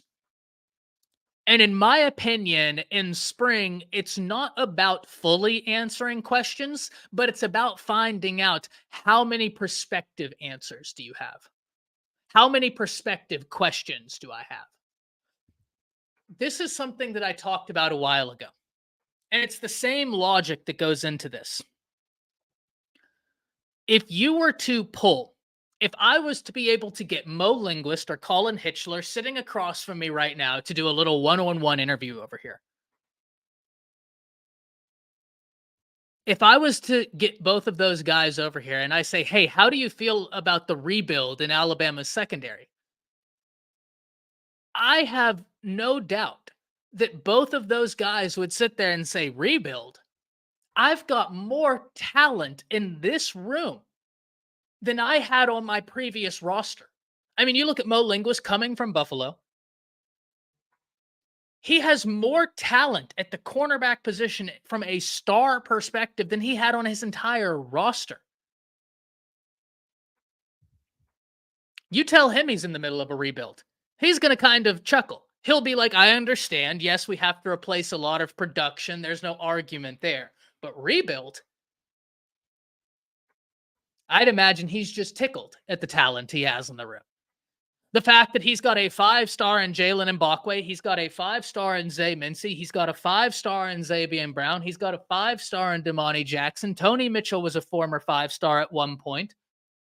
Jaleel Hurley at one point was a 5-star. Now both Tony Mitchell and Jaleel Hurley ended up as high-ranking 4-stars. How many 4-stars did Buffalo have on their entire roster? How many 5-stars? Mo Linguist has got 3 5-stars that were freshmen in one room, plus Damani Jackson, who is a top 5 player. You tell him he's in the middle of a rebuild, and he's going to say, if this is what a rebuild looks like, oh boy, am I going to have fun. It's something that I think is super interesting. Looking at the talent Alabama has at their disposal. Hitchler, I imagine, would say the same thing. He walks into this room and he instantly has a Malachi Moore. I mean, that's a rare thing, ladies and gentlemen, to have someone with the experience Malachi Moore has, the upside he possesses, and the football IQ. I imagine Hitchler is just over the moon that that's where he gets to start off. Okay, so I have Sab. I have Malachi Moore. That's a beautiful place to start. A lot of answers. This is what I mean. There are questions and there are answers. It is natural to have questions about Alabama, to have questions about certain positions at Alabama, and those are well placed. We unpack those here all the time. I question what the offensive line will look like. I hope that Coach Cap is an answer. We've questioned whether Alabama will have a 1,000-yard receiver. We know Coach Shep is an answer. We know Jeremy Bernard is an answer. We know Kendrick Law is an answer. Kobe Prentice is an answer. Caleb Odom is an answer. Jaron Hamilton, Cole Adams, Bubba Hampton, Ryan Williams. These are answers. They're questions and answers. And though not everything needs to be solved in the spring portion, you want to start having prospective questions lined up and prospective answers lined up. That way you know how to attack. And this certainly bleeds over into recruiting. One of the things I've talked about that I'm so impressed with this Alabama football staff, how they've been able to recruit.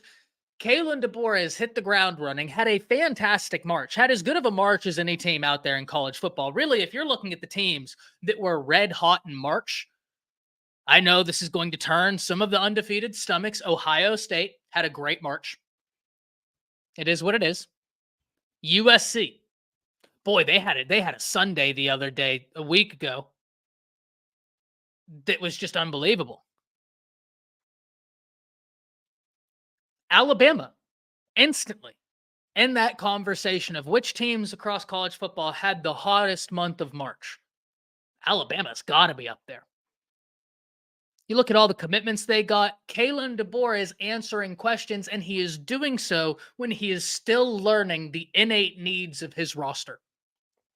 Give him a month. Once he really understands what he has to work with, that's where I think people are going to be really excited about what he's able to do. I'm not worried about Alabama recruiting.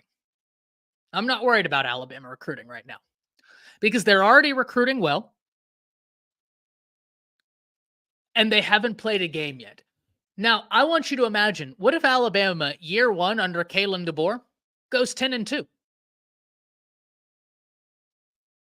What if they go 10-2? Oh, I saw your message, coach. You're good. You're good. It's just hard. It's hard for me to reply while I'm, going. But I saw your message. You're all good, brother. Take your time.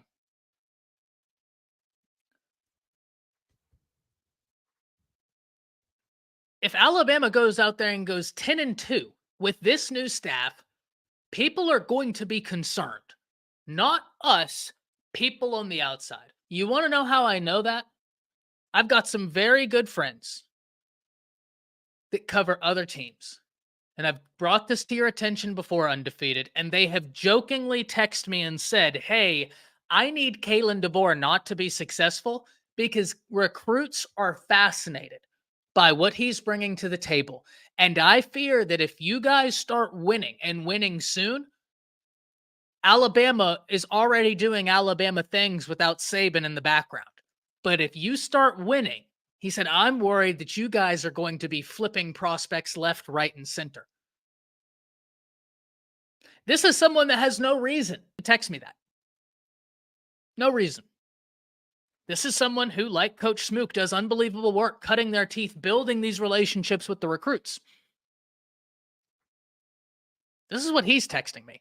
As Patriot Life comes in with the 5 gifted Bama football on YouTube with Kyle Henderson memberships. Thank you very much, Patriot Life.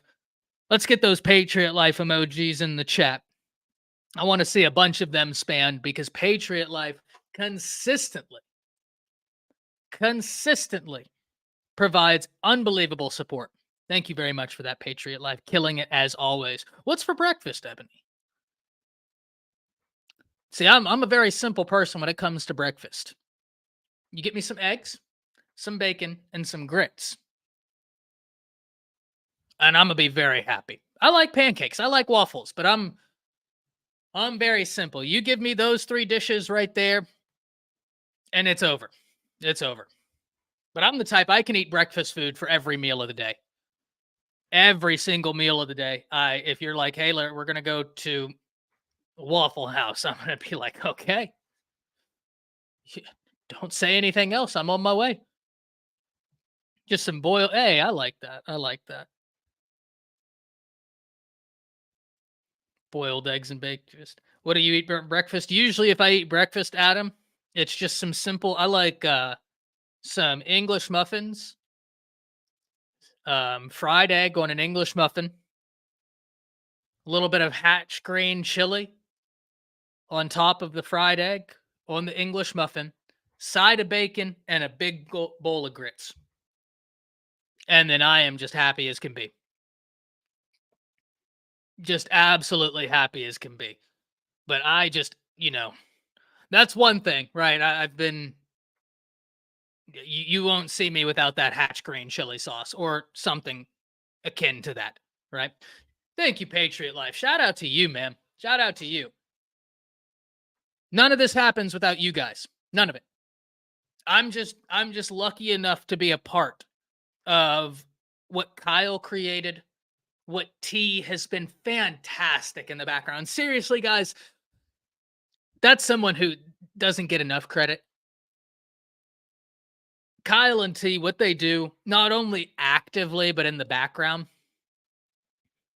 I really, there's a reason why I start off most shows and I say it every single segment. I got to give them credit. And then third, it's you guys in the undefeated Patriot Life. Thank you so much for the shout out, but I'm just someone with the microphone, man. None of this clicks without y'all. None of this clicks without y'all. Typically, Caleb, I like some salt and some cheese. I like some salt and some cheese. Now, I will say this. One of the best bits of grits I've ever had in my life. There's a restaurant in Fort Worth, Texas. If you're ever there, I really highly recommend it. I think that it's one of the most authentically Texan restaurants out there. And it is super ingrained in like the cowboy society of Texas. You walk in and they've got brands all around. And that's the Riata.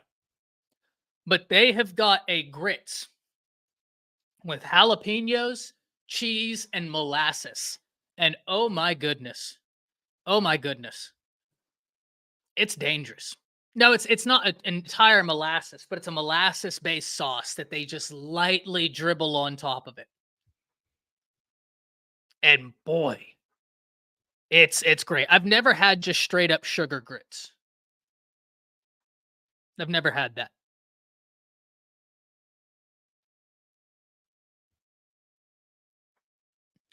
Thank you so much, Caitlin. You guys are the best. No doubt about it. Daniel Denny, an Auburn fan, saying Bama will lose. That's how good UConn is. And maybe so. Maybe so. UConn's a heck of a team. No doubt about that. Unbelievable basketball team. I actually was watching one of their games with an SDSU alum, someone who, I mean, you can see him courtside. In fact, unfortunately, last year, still love him dearly. Mr. Eakes, you're the best. Was sitting courtside whenever SDSU beat Alabama. And he actually is, they have a picture of him courtside. But UConn's a great team. UConn's a great team. There's no doubt about that. And if they do lose to UConn, they will have made it to the Final Four.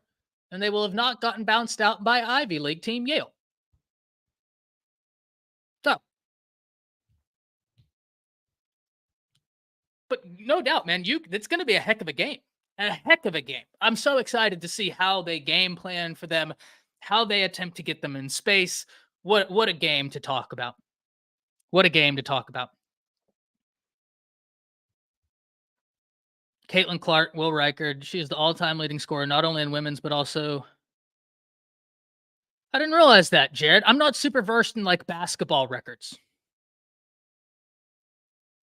I spent 30 years only eating one meal. I did that for a few years. I did that for a few years when I worked at the Denton Country Club while I was at UNT. But I would pull doubles there all the time. And so sometimes, I'd be in there, I'd get there at like 6 a.m. to, make sure everything's good. I worked on the golf course at the Denton Country Club. I loved that job. I'm not going to lie to y'all.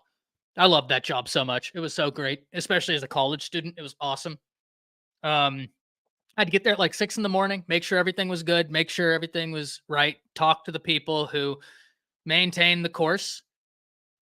And I might not get off until 11 o'clock at night. And so that would be my first meal of the day, like at 11 o'clock at night. Now, granted, I was a college kid and I could do that, but it got to where I couldn't eat during the day. And I would really only get hungry at 11 o'clock, 10:30 at night. But I also went through an unhealthy amount of Taco Bell in those years. So, evolution is good. Change is good. Daniel, where were you on 4th and 31? That's foul, Adam. You mean when Jalen Milroe threw it to himself? What a play. What a play. The fact that he threw that ball, ran down the field, and caught it himself, what a play. I can stand alone. Everybody acting like sugar is gross, but it's in everything we love. Don't tell me. I like Caleb right here. He's like, I don't care if I'm the only one repping sugar grits. I'll be the only one repping sugar grits. That's fine. More sugar grits for myself. I've never tried it, Caleb. And I'm one of those people, don't knock it till you try it. But I am so partial to just regular butter, salt, little bit of cheese on top, maybe some jalapenos in there, grilling them up. Boy, that's dangerous. And then when you start talking shrimp and grits, okay, we got to stop because now I'm getting hungry. Ephraim said he was getting hungry earlier. Now it's happening to me. Why do people like bacon crispy? Why do you not like bacon crispy? Don't question me and my bacon crispiness. Why do you not like bacon crispy? Let's have that conversation, Adam. Coming for me and my crispy bacon. I just like bacon. I'm not going to lie to you. Caleb, to your point, though, I think everybody loves sugar. I'm doing my best. I'm doing my very best to eliminate as much sugar as possible, though. For no reason other than just doing it, right? Like, if I get sugar now, I really try and have it be like, I have my 1 Celsius a day, and then outside of that, I want natural sugars like fruits, all that. Doctor, I'm saying I might have to roll out of here as soon as this show ends, and I might have to end up at Waffle House or something. Y'all might catch me at the Denton Waffle House or the Denton IHOP. I don't know. I'm hungry, though. You guys have created a great problem. Oh, I'm so sorry. I am so sorry to hear this. Ebony's saying, I have a newfound allergy to shellfish. It's miserable. I am so sorry to hear that. Because I could... Listen, if you drop me off near the ocean, I'm going to be just fine. I'm going to tell you that right now. I'm going to be just fine. In my hometown, the diner has a sandwich called the Heart Attack. Bacon, egg, sausage, and cheese. Delicious. Hey, if that's how I go out, that's how I go out. No bandwagon fans over here, Daniel. No bandwagon fans over here. We all love the Tide, much like you love Auburn, and that's awesome, man. Fandom is great. Fandom is great, but no bandwagons over here, my man. Much like you love Auburn, we love the Tide, and it's all love. I know, my favorite food. I am so sorry to hear that. I've always been scared, though. Like, if I developed a peanut allergy or something. You know what I mean? Like, what happens when you've eaten peanut butter and jellies your whole life, and that day you go out with that peanut butter and jelly, the next thing you know, you look like Quasimodo because you're all swollen up, hunchback in Notre Dame out there. That's one of my biggest fears, is that I'm going to develop a peanut allergy in the middle of the night, because I love peanut butter. Absolutely love peanut butter. It's a problem. My wife has to hold me accountable. She has to keep the Jif away from me. She has got to keep all of that away from me. Yeah, I'm always terrified that I'm going to develop a peanut allergy. And like I said, I'm going to be out there looking like Quasimodo from the Hunchback in Notre Dame one day. She's going to come home. I'm going to be all swollen up. She's like, I think you have a peanut allergy. I'm going to still be eating the peanuts. Like, nope, not me. Yeah, that's wow. Wow.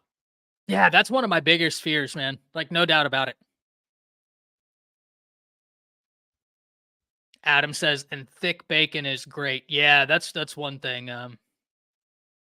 Bacon is just great in and of itself. Bacon is just amazing in and of itself. Double hash browns. How could you argue with hash browns, man? Oh, that the peanut butter. I've never had peanut butter bacon and banana, but I do put banana on the peanut butter and jelly. Definitely do that. Always a great one. Def makes my abs go away. Well, moon rocket. See, here's the thing with me. They can't go away if they were never there. All right? Yeah. See what I mean? Can't lose what you never had. Remember that. Life advice from Ty. You can't lose what you never had. And that's why I'm still going to be on that peanut butter and jelly. As we round this out, though, guys, oh, Ty, you got it figured out. I try. Life advice from Ty. You can't lose what you never had. And because of that, I'm going to keep up with that peanut butter and jelly.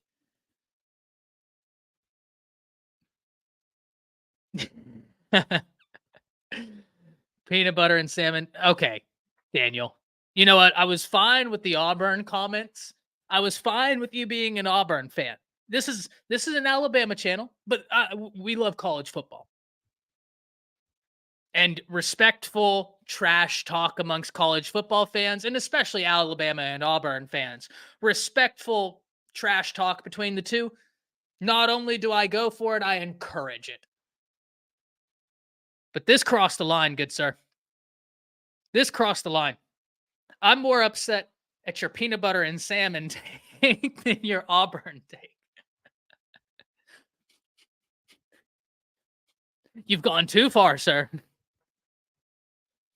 No more. Man, that's an affront. The best salmon I ever had, though, I got to go to Alaska when I was young. And we stopped at this little place right off the side of the road, and they had cedar. I don't know if it was cedar, but it was a wood plank honey glaze salmon, and it was unbelievable. He kind of bears a striking resemblance to Blaze, doesn't he, Ebony? I will say though, Daniel, Blaze is certainly jealous of that head of hair. Blaze would get out there with that head of hair. He'd be a problem with that head of hair. Boy, he's a problem now. You give him those luscious locks, it's over. It's absolutely over. Oysters with Tabasco, yeah. I like that's ice soup. You're on to something. So as we're continuing to talk about our food and everything, one thing that I will say, guys, is that whenever we're looking at Alabama, and especially as we head towards A-Day, what are some of the questions you guys have? What are some of the things you're most excited to see as it relates to A-Day? Because there are a ton of great talking points around the Crimson Tide right now. One of which we talked about earlier, the fact that they are having a top-ranked quarterback currently on campus. All right, Adam. Listen, you and I have been lockstep in a lot of things. You take it back. You take this back. I love avocado.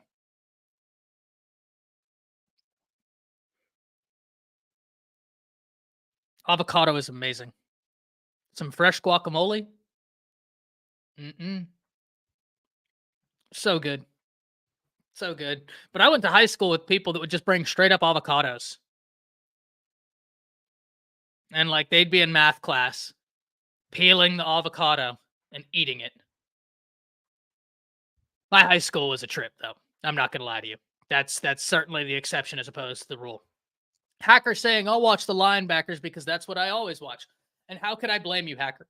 Whenever we look at Alabama's linebacker room, you've got two guys heading it that I think everybody needs to know about.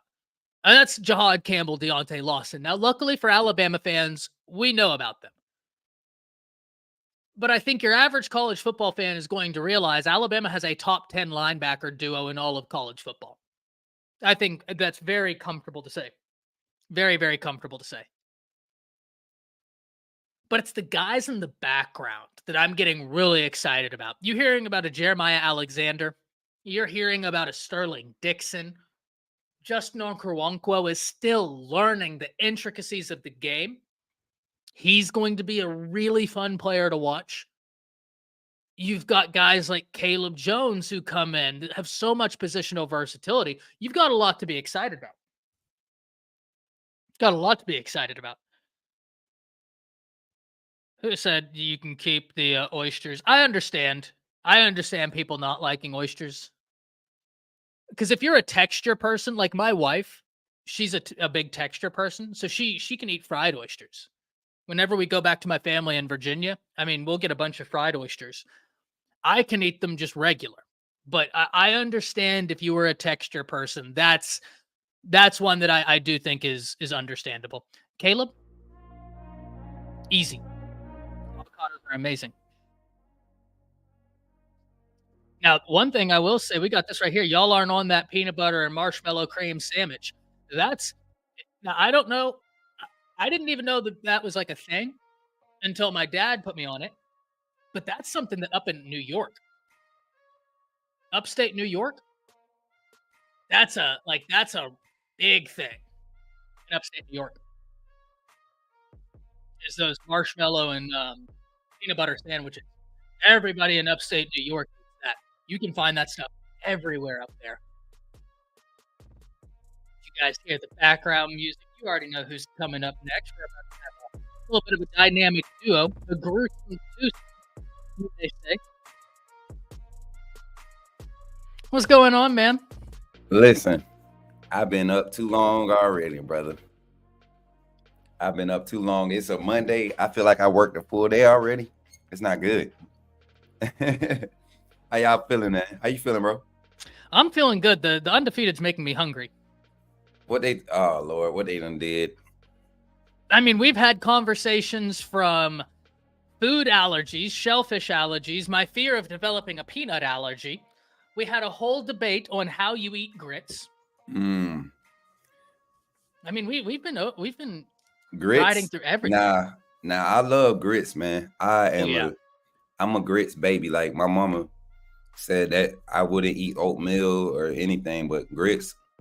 I'm the type, when I eat my grits though, I'm the type that I will chop everything up and mix it in my grits. And that's how I eat my grits. Like, I get that. My eggs, bacon, sausage, I mean, whatever, extra meat on the plate, it gets chopped up and mixed in the grits. Them grit bowls from Waffle House, those like if I don't know what I want, I'm gonna get a grit bowl. See, I always just get a side of grits with anytime I'm eating breakfast. I'm sure to get a side of grits. We had a whole debate about sugar in grits, right? We had the debate about sugar in grits. I've never had sugar in grits. I like it simple, bro. I like a little bit of salt, some butter, and some cheese, right? Yes, sir. Yes, sir. Now, I will say, though, Smook, whenever you come down for SEC Media Days, I am going to have to take y'all. It's a restaurant in Fort Worth. It's as Texan as it gets. Yeah. It's called the Riata. Hey, you know what? So when I was in the military, we had a military appreciation weekend in Dallas. You remember they do the ceremony? Oh, yeah. I did the ceremony when the Cowboys and the Jets played in AT&T Stadium, right? The first Veterans of Memorial Day, one of them weekends, and I was on the color guard, and we were supposed to go to that spot, man, but we were so hungover, nobody woke up and caught the event. Like we had, like they planned it out. We had an itinerary. We were supposed to go to that spot. So when I come down there, I definitely gonna hit that because I'm a breakfast. I love Southern breakfast. I could eat that all day.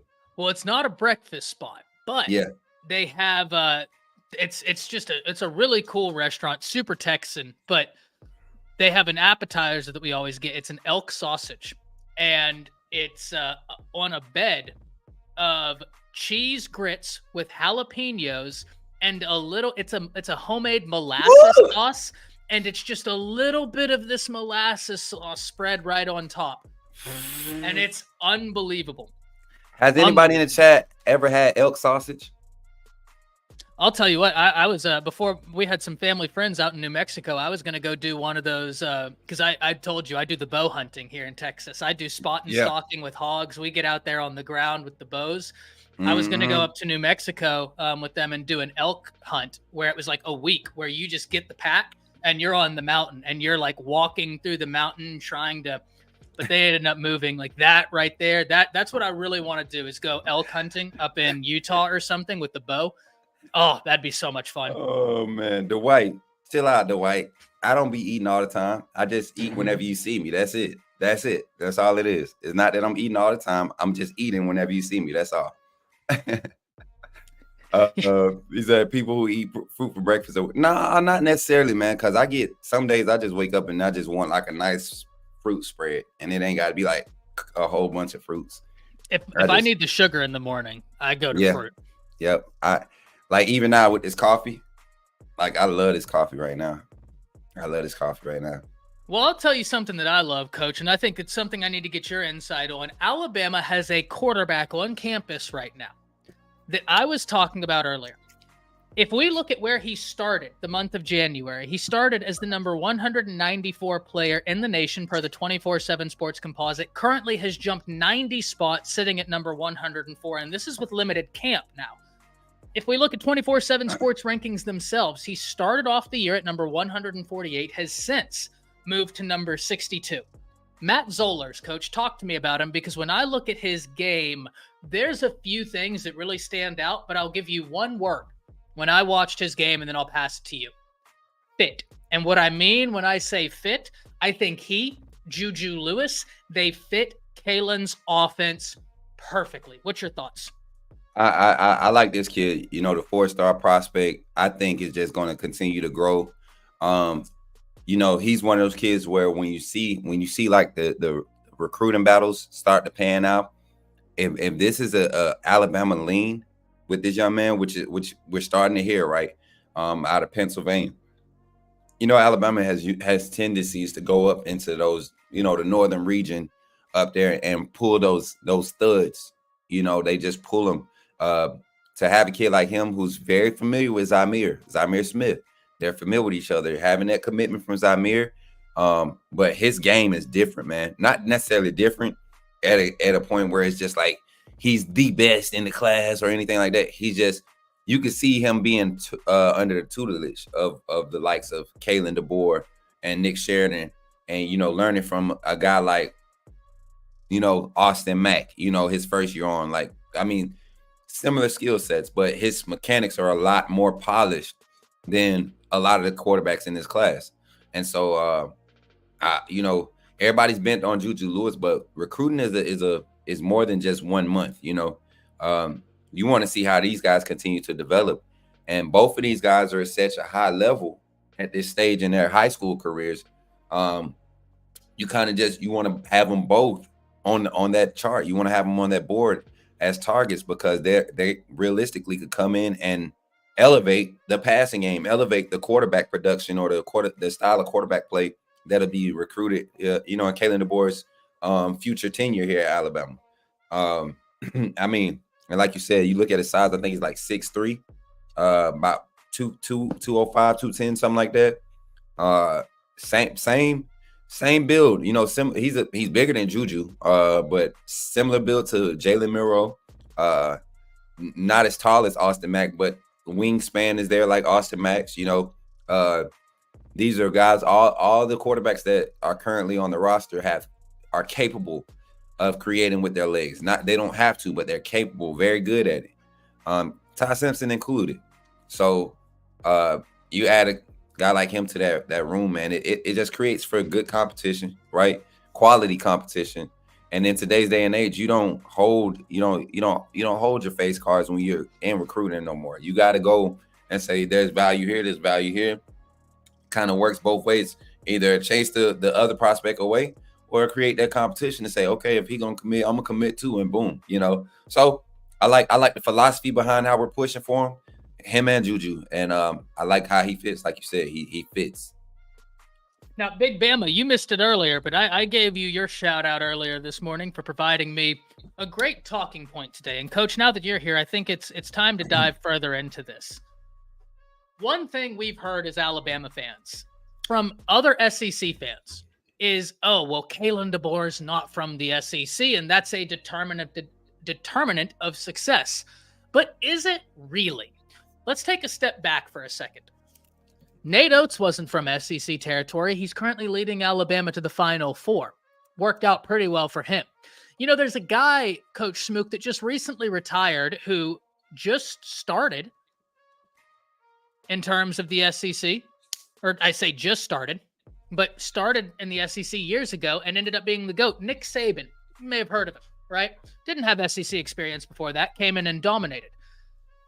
Coach, I look at this situation, and Kalen DeBoer is unapologetically himself. He is authentic through and through. There was just another coach to head from North to the SEC who is doing well, recruiting well.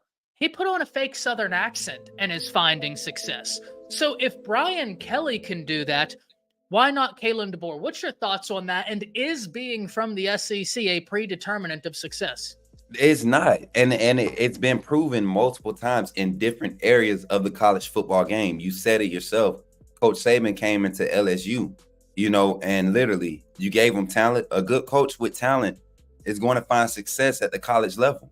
You saw what Kalen DeBoer did at Fresno State. No talent, turned a team that went 4-6 the year before to they win. They go 3-3 in 6 games because of COVID, but then they turn around the next season and they go 9-3. In the regular season, and then they go 9-3, and then they go to and win their bowl game, right? 10-3 season at Fresno State his second year, and then he goes to Washington, and yes, there's talent there, but they're not the powers to be of their conference or of college football. And for 2 years straight, Washington was in playoff contention. The first year they was in contention, right?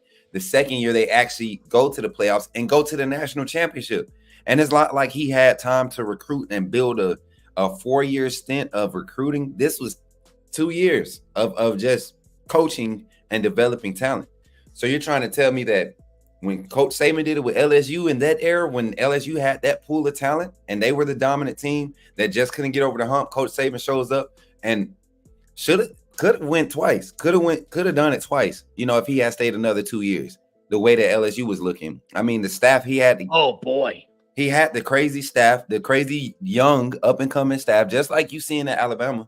You look at Kalen DeBoer now, you bringing him from Washington, who just, I mean, literally controlled the game against Texas. People don't want to give him credit for what they had to work with talent-wise. You look at the talent separation and disparity between Texas roster and Washington's roster. Texas was 4 or 5 deep, you know, in some positions. Washington was literally what you had on the first group, because everything else behind it needed development at such a level that you would see the talent disparity.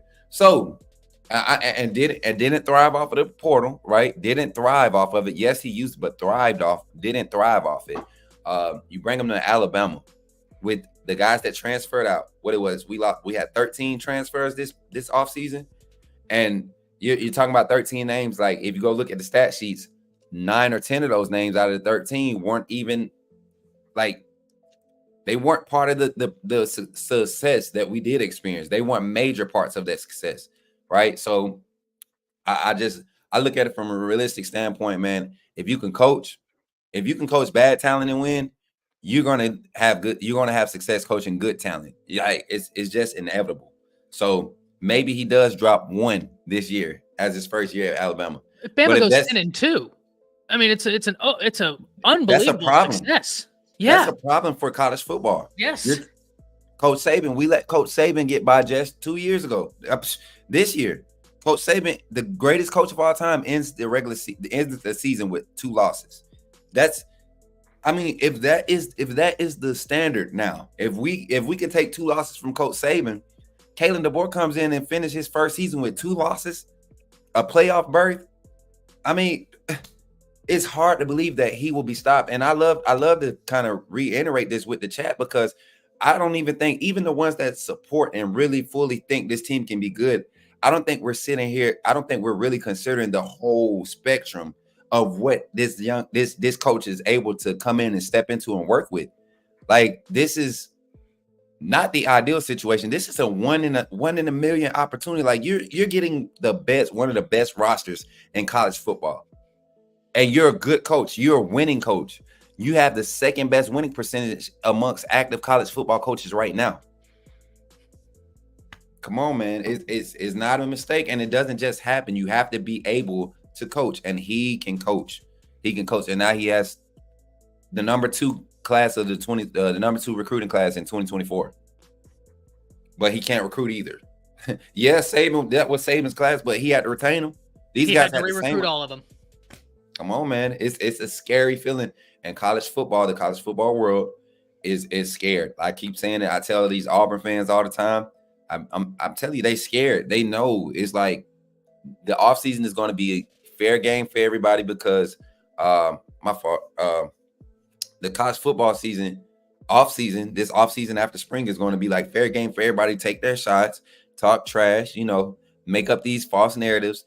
But when we come out and drop 68 against Western Kentucky, then we go turn around and drop 48 plus against, Wisconsin, and then week 3 USF, and then Georgia, we come out and 21 plus Georgia.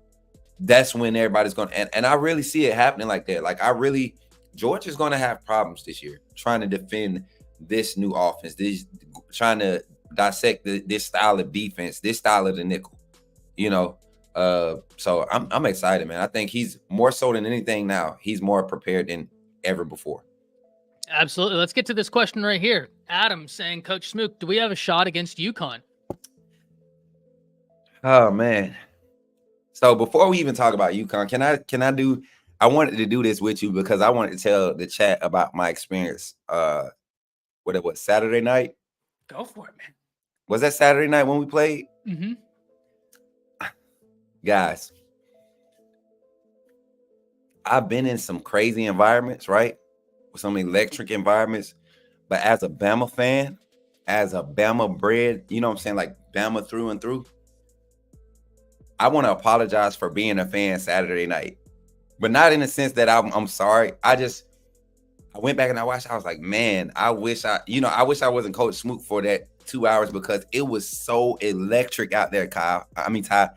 Me and Kyle were in and Kyle was like, man, just wait. He kept telling me, just wait. He was like, Smook, you're going to go crazy. And before we went live and I was walking around, we didn't have any sound. Sorry about that. But the bar, the whole place was just attracted to us, man. They were so everything, every move we was making. I had the bar chant defense. Like, it's people probably in the chat that was there, and they were like, yo, that's Kyle, that's Coach Smook. But the fan part, that electricity, the Final Four undefeated. We're going, the University of Alabama, Coach Nate Oates and his basketball team had defied my doubts, have defied doubts of the experts, and we are in the Final Four. Like, I was trying to fight off the emotions of that. As a Bama fan my whole life, I was really trying to fight off the emotions of it, but I could not. And then it was just infectious, the electricity. Yes, alcohol was involved on some people's parts out there, but it was like great vibes. No riots, no nothing. People just roll tide, roll tide. Y'all see me talk, the Auburn fan come by talking about some worry. God said she should have stayed up. You know what I'm saying? I ain't go cuss today because I just, but I told that's why they tails at home. And it was fun, man. So doing the interviews, interacting with those fans, it was a crazy experience. But I wish y'all could have seen like the influence of having the camera in there. And then you got to think. I want y'all to go look at the numbers. Look at how many subscribers we have today compared. And some people probably don't pay attention, but we went from 105.3K. I think we're at like 105.9 right now. And all those subscribers, everybody I ran into was subscribing to the channel. Everybody. So it was not only was it work, but it was a networking opportunity. And then it was also a chance for me and Kyle to just like kick back, relax, no skit, no nothing. Cause we were just like, we was waiting for the perfect time to go live. And when Bama went on that 11-0 run, oh my God, we wanted to go live then, but then he was like, it's going to be too early. Man, I think we went live with 6 minutes left, and y'all see what happened the last 6 minutes of that game. And it was crazy, y'all. It was crazy. But do we have a chance against UConn? And I said this the other night.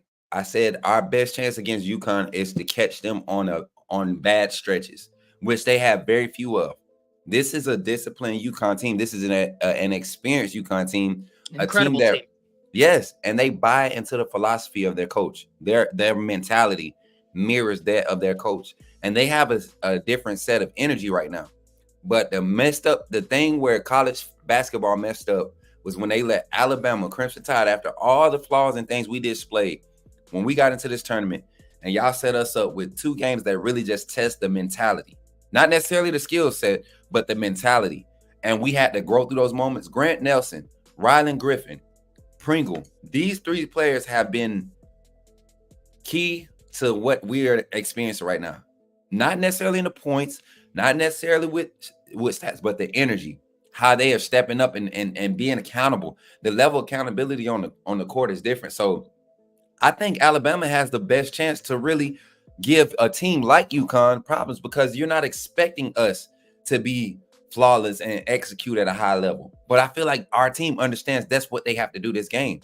So I've seen 2 different mentalities the last 2 games. I've seen 2 different teams. And I mean, Alabama, 2 good teams, but 2 different mentalities in both of those games. And it has nothing to do with philosophy. Yes, the volume shots this game had to pick up. And like I said, the volume shots had to pick up for us to put pressure on a team like Clemson who wanted to slow the game down. And sure enough, what did we do? A team like UConn, they can go either way. That's the thing. They're so flexible. But a team like us, you mess around and you win 7 50-50 balls in the first half, and you win 6 of them in the second half. That's the difference in the game. Not even scoring off of them, but winning those 50-50 balls in the first and the second half. I think that's what'll give us the chance to upset them. Like, I don't even know what to call the score, because we might show up and play the best defensive game of our season against UConn. And it'd be a 54-42 game. Alabama wins because Mark Sears goes off for 12 in the last 4 minutes, So that's the type of game. And yes, I do think we have a chance. Absolutely. I wanted to have you answer that one because you're far more versed in the college basketball than I am. I've watched UConn play, very disciplined, very good, but any given Saturday, right? Any given day. Any given day. And that's the good thing about college basketball and March Madness. This isn't a series. We don't have to show up and beat them 4 times out of 7. This ain't the NBA. The good thing is when we show up, if they're having an off game, that's it. You don't get to go back and retry. And that's the beauty of it. So a team like us, March Madness is made for a team like Alabama that's been showing up and playing their best games. Now, your hopes is that we don't lose that momentum. But you look at how, man, I believe right now, and this is not my prediction, because of course we're gonna come back later in the week before the game and have our breakdown and give predictions and stuff. But I could see this realistically being a game where the likes of Mark Sears might go start the game, 3 for 11 from the field, and 1 for 5 from 3-point line. But we go into halftime down by 6, and someone like Grant Nelson has 11 points. Somebody like Pringle or Steve, what's the kid's name? The other forward that came in, energy player. I forget his name. Dumba. I forget his name. I'm sorry. Diabate? Yeah, Diabate. I'm thinking about Stephen Dumba because I seen some highlights from him. The incoming linebacker, defensive lineman. Yeah. But I can see a game where Mark Sears might struggle early, and it's on Grant Nelson and those other guys to pick up the slack on the offensive side. And we're down by 6 with Mark Sears shooting probably one of the worst percentages of the half in the tournament. And he wakes up in the last 6 minutes. Like I said, it could be one of those games, y'all. It'll be, but real talk, a real prediction. We have to play defense. We have to win 50-50 balls against UConn because they're going to win them. They're going to play defense. They're going to be disciplined on offense. Their lowest turnover rate in the tournament right now of all the teams left, the lowest turnover rate. They are an incredible team. Like just being 100% realistic. That's why I'm so excited, because I love these matchups. I'm one of those people, and you know me, I'm going to relate everything back to college football or boxing or fight. You know what I mean? Just because those are my wheelhouses. I think, but I'm the type of person that if I see Georgia, LSU, Texas on the schedule, I'm like, yeah, that's what I want. Yep. Because it's just like those are the games you get up for. You know what I mean? Like, what more could you ask for? You're playing arguably the best team in the nation in UConn. What more could you ask for in the Final Four? It is an unbelievable opportunity. And Alabama has already proved so much. They just have to prove a bit more. And this team looks super ready for it. Now, transitioning to a question by Jamal. He asks about Keon Keeley getting playing time this year. Coach, I'm gonna answer this one very briefly and then pass it your way. Jamal, that all depends on the acclimation to the new position, right? Like it's going to take some time, whether he gets acclimated to that position, how quickly he gets acclimated to that position. But what we do know is Keon Keeley has got wild upside, very talented player. Alabama bringing in LT Overton, I think is going to be massive because LT Overton, our defense, the position where they're going to have him is probably where he should have been playing for A&M. Yep. A&M had him drop a bunch of weight and utilize his athleticism to rush off the edge, which, listen, he's got the ability to do. But if you're talking about maximizing, if it wasn't for LT Overton, I would be much more bullish. But when you think about learning a new position plus someone like an Overton, who, by the way, Coach Smook, you remember, before he reclassified, he was the #1 player in the nation in his respective recruiting class. Yeah. Kid's different. Your thoughts on this?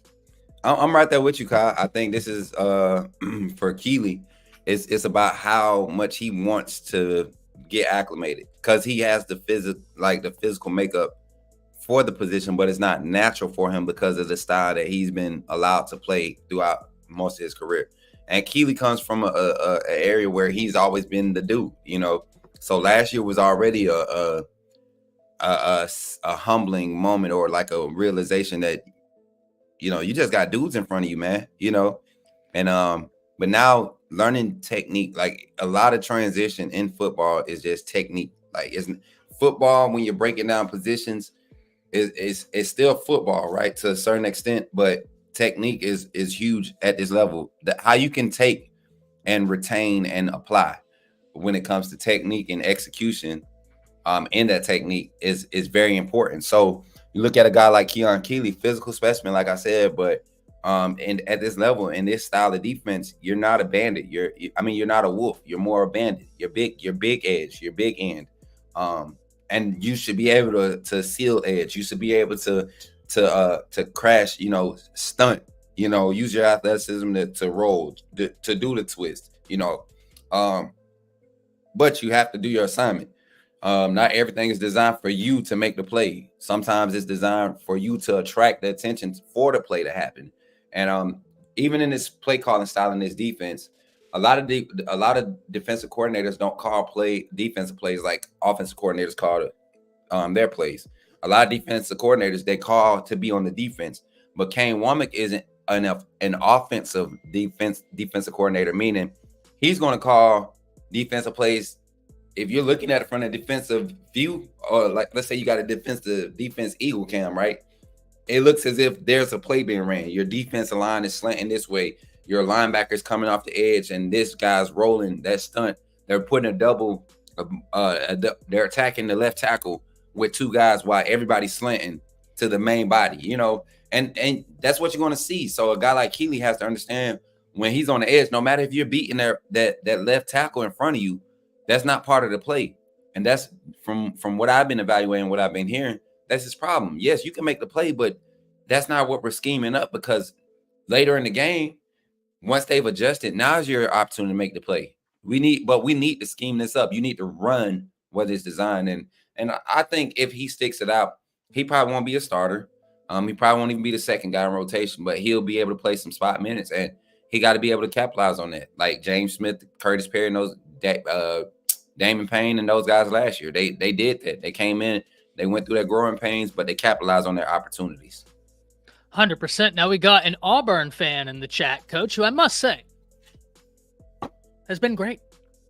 Daniel Denny has been great. He's been good-natured, came in here. Is that his hair? Is that his real hair? I hope so. So. If that's Daniel's hair, I'm jealous. First of all, secondly, that's not fair. That's a meme. You know what I'm saying? Like, can you imagine Blaze with that? Blaze, I don't think Blaze would take too kindly to this guy and his hair. Like that's like baby Jesus. You know what I'm saying? Like it's beautiful. It's like, and I'm not, I'm being funny, but at the same time, that's crazy. Like is that all your hair, Daniel? I need to know. Is that you? I am jealous if that is your actual hair. But listen, we are blessed over here on this channel and on my channel to get fans that may not root for the team we're talking about coming in. And if they're talking a little trash, it's good-natured, it's respectful, it's fun. Right. Or they're contributing to a conversation, asking principled questions. And I gotta say, Daniel has been that guy, asking principled questions, contributing, and we certainly appreciate that, Daniel. He says, who is your most hated rival besides Auburn? Smook, I'm gonna let you start with this one. Tennessee. I hate Auburn first. I really do. I don't care nothing for Auburn. I can't, people be like, I root for the SEC in bowl season. No, I will root for everybody but Auburn. And don't let Tennessee be good, because I'm definitely not rooting for them. Like, I hate the fact that they might be good this season. Like, that pisses me the hell off. But to see Heupel's Auburn, an interesting one. Yes, but to see Auburn in the state that they're in, and they really be having these false hopes and dreams every year. I love it. I love when they be in the offseason like, oh, we got the number 17 recruiting class. Watch us change the world. And then after week one, when they struggle with ICDC College, Benedict Military Institute, and they junior varsity team, and they only beat them by 12. I love that. I love it. And then I have this one Auburn fan named Davis McHugh. He live in the area down there. And this man, he's like the poster child for Auburn fans. He goes through that depression and he puts it all on social media. I love it. If you ever want to know what the state of Auburn is, go follow this dude, Davis McHugh. And he'll talk trash when they win, but his dynamics and emotions, they really tell the story of that fan base. They really do. It's beautiful. But yeah, Tennessee is definitely that school I hate. See, I think that's the right answer, Coach. I really do hate Tennessee. Well, even from an objective standpoint, being an Alabama fan, I think that's the right answer. That's Alabama's oldest rival, right? I mean, Tennessee, very, very storied rivalry there. My answer's a little bit different, though. And it's because of location. Texas A&M. A&M. I knew it. I just knew it. I said, because you got them down there where you at. That's why I could just imagine. When Johnny Manziel was there, granted, it was fun. I give you that. But they still living off of that. A&M might be my answer, though. Like JT says, the answer is and always will be Tennessee. JT, he says for me anyway. I think you, Smook, and everybody in the undefeated, y'all are objectively correct. But for me, because of where I'm at, it's got to be Texas A&M. It's just they fire me up. They just absolutely fired me up. Now, that being said, really interested to see what they do under Elko. They lost Elijah Robinson. Elijah Robinson now goes from A&M to Syracuse with Fran Brown, if I'm not mistaken, and they're recruiting really well. Actually, Syracuse is a team to watch on the trail. Syracuse is like right now, and I wouldn't be surprised if Syracuse gets in the portal this spring portal, and they're one of the beneficiaries of what Josh Pate is talking about. I would not be surprised because they're like, I could see that happening. You know, I was talking with some guys this past weekend, and I could see like somebody like Georgia Tech being able to pull like a super roster and do something this year, or Boston College, you know, under Bill O'Brien, where it's supposed to be stacked up against them, but they can go balls to wall for 1 year NIL to create some buzz, you know, and it work out for them for a year or two, and it just, some people are living for the moment. So, well, and speaking of that Syracuse staff, I mean, I'm just going to go through this, right? You got Fran Brown as the head coach. You got Elijah Robinson as the assistant head coach, defensive quarterback, Jeff Nixon at running back coach. And then one that I really like, ladies and gentlemen, speaking of Syracuse, is Nick Williams at the edge. Now, for my astute recruiting fans, you'll know Nick Williams, whenever he moved, and I forget the timeline, but I know he was at Georgia and moved to A&M or vice versa. I don't remember which one came first. But the reason why players actually followed him. Players, when he left, they transferred and followed him. And you listen to guys on the trail. Nick Williams was just at Colorado. And you listen to the guys that know him. I know a trainer that works with several of the Colorado guys, works with several big name college football players in the background. Shout out to you. You know who you are. Yep. He was talking to me about, hey, Ty, Nick Williams is a guy that he moves the needle for these kids. They love him. They trust him. You mix him with Fran Brown and Elijah Robinson, I'm really excited for Syracuse. But one thing I will say, Smook, that hurts my heart, because you know I got the family from upstate New York. Yeah. They just don't take football. Like, seriously, like, basketball? Oh, boy. Oh, boy. New York loves basketball. They just don't take football as seriously. I'm really hoping that coaching staff can move mountains for Syracuse and reinvigorate the state and how they view football. Very big hope for me. Listen, man, it's one thing when I think we can appreciate college football for what it is now, because a lot of these coaches, because of the landscape and how college football is changing, you're starting to see the value in your staff. You're starting to see the value in guys who can get on the recruiting trail. That's why I said Christian Robinson, Coach Robinson, getting him on staff with Freddie Roach, with Gillespie was huge. You think about where you want to solidify in this day and age of SEC football. It used to be get the offensive linemen and the running backs. No, now it's about getting your trenches. Of course, that's always going to be key. But if you can get the edge, if you get the advantage in edge rushers, you're setting yourself up for success on your defense, because you're setting yourself up to get pressure on the quarterback, right? Disrupt timing. And that's what allows the back end of a lot of the great defenses to develop. But then you look on the other side of the ball, Coach Cap is a top end recruiter when it comes to getting and developing offensive line talent. And he has the ties in the South that, you know, Texas, he has deep ties in Texas. Coach Cap has deep ties in Texas. And some of your astute offensive linemen come from Texas, Florida. You go way out west, you get in Northern Cali, you get into the northern parts, you get your big country fed, corn fed boys up there in Montana and Nebraska and all those different spots, right? And you get them down here, you're able to develop them, you know, continue to build on that athleticism. I think we've taken the same mold and model of a lot of these staffs that we see, not necessarily recruiting on the same level as Alabama, but they're trending in the new ways of recruiting. And that's why you're seeing the success that we're having. Yeah, and I love that conversation about where you're not recruiting at the same level, but you're trending in new ways, especially as we just get done talking about the Syracuse staff. I think that's such a well-placed statement on the back end of that conversation, because that's how I view this Syracuse staff. It's a little bit unconventional, but man, I'm really, really excited for what Syracuse could do. And I'm not saying they're going to be great, but I'm interested, right? Right. They're one of the 4 or 5 teams in college football right now that I already have wrote down, and I'm not going to miss a game. All notifications are turned on. I'm following their recruiting sites. I'm watching closely. Now, it's interesting. You talk about Robinson, but I'm gonna raise you 2 names as well on this Alabama staff that I think fit into that same mold. One, Mo Linguist, coming from Buffalo, being a head coach. But ladies and gentlemen, I talk about this all the time. He's from Dallas. Okay. He played in Waco. He coached in the Houston area. And then he was with the Cowboys. What? Yep.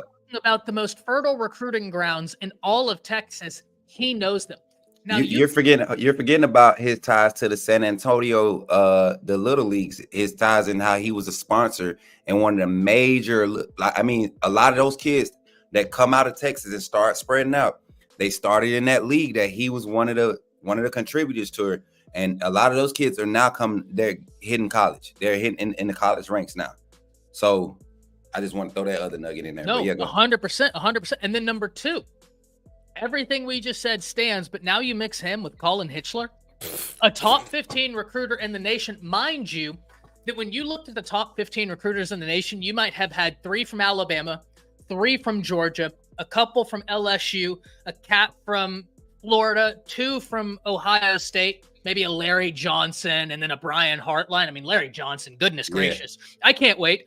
Respectfully speaking, I can't wait till he retires.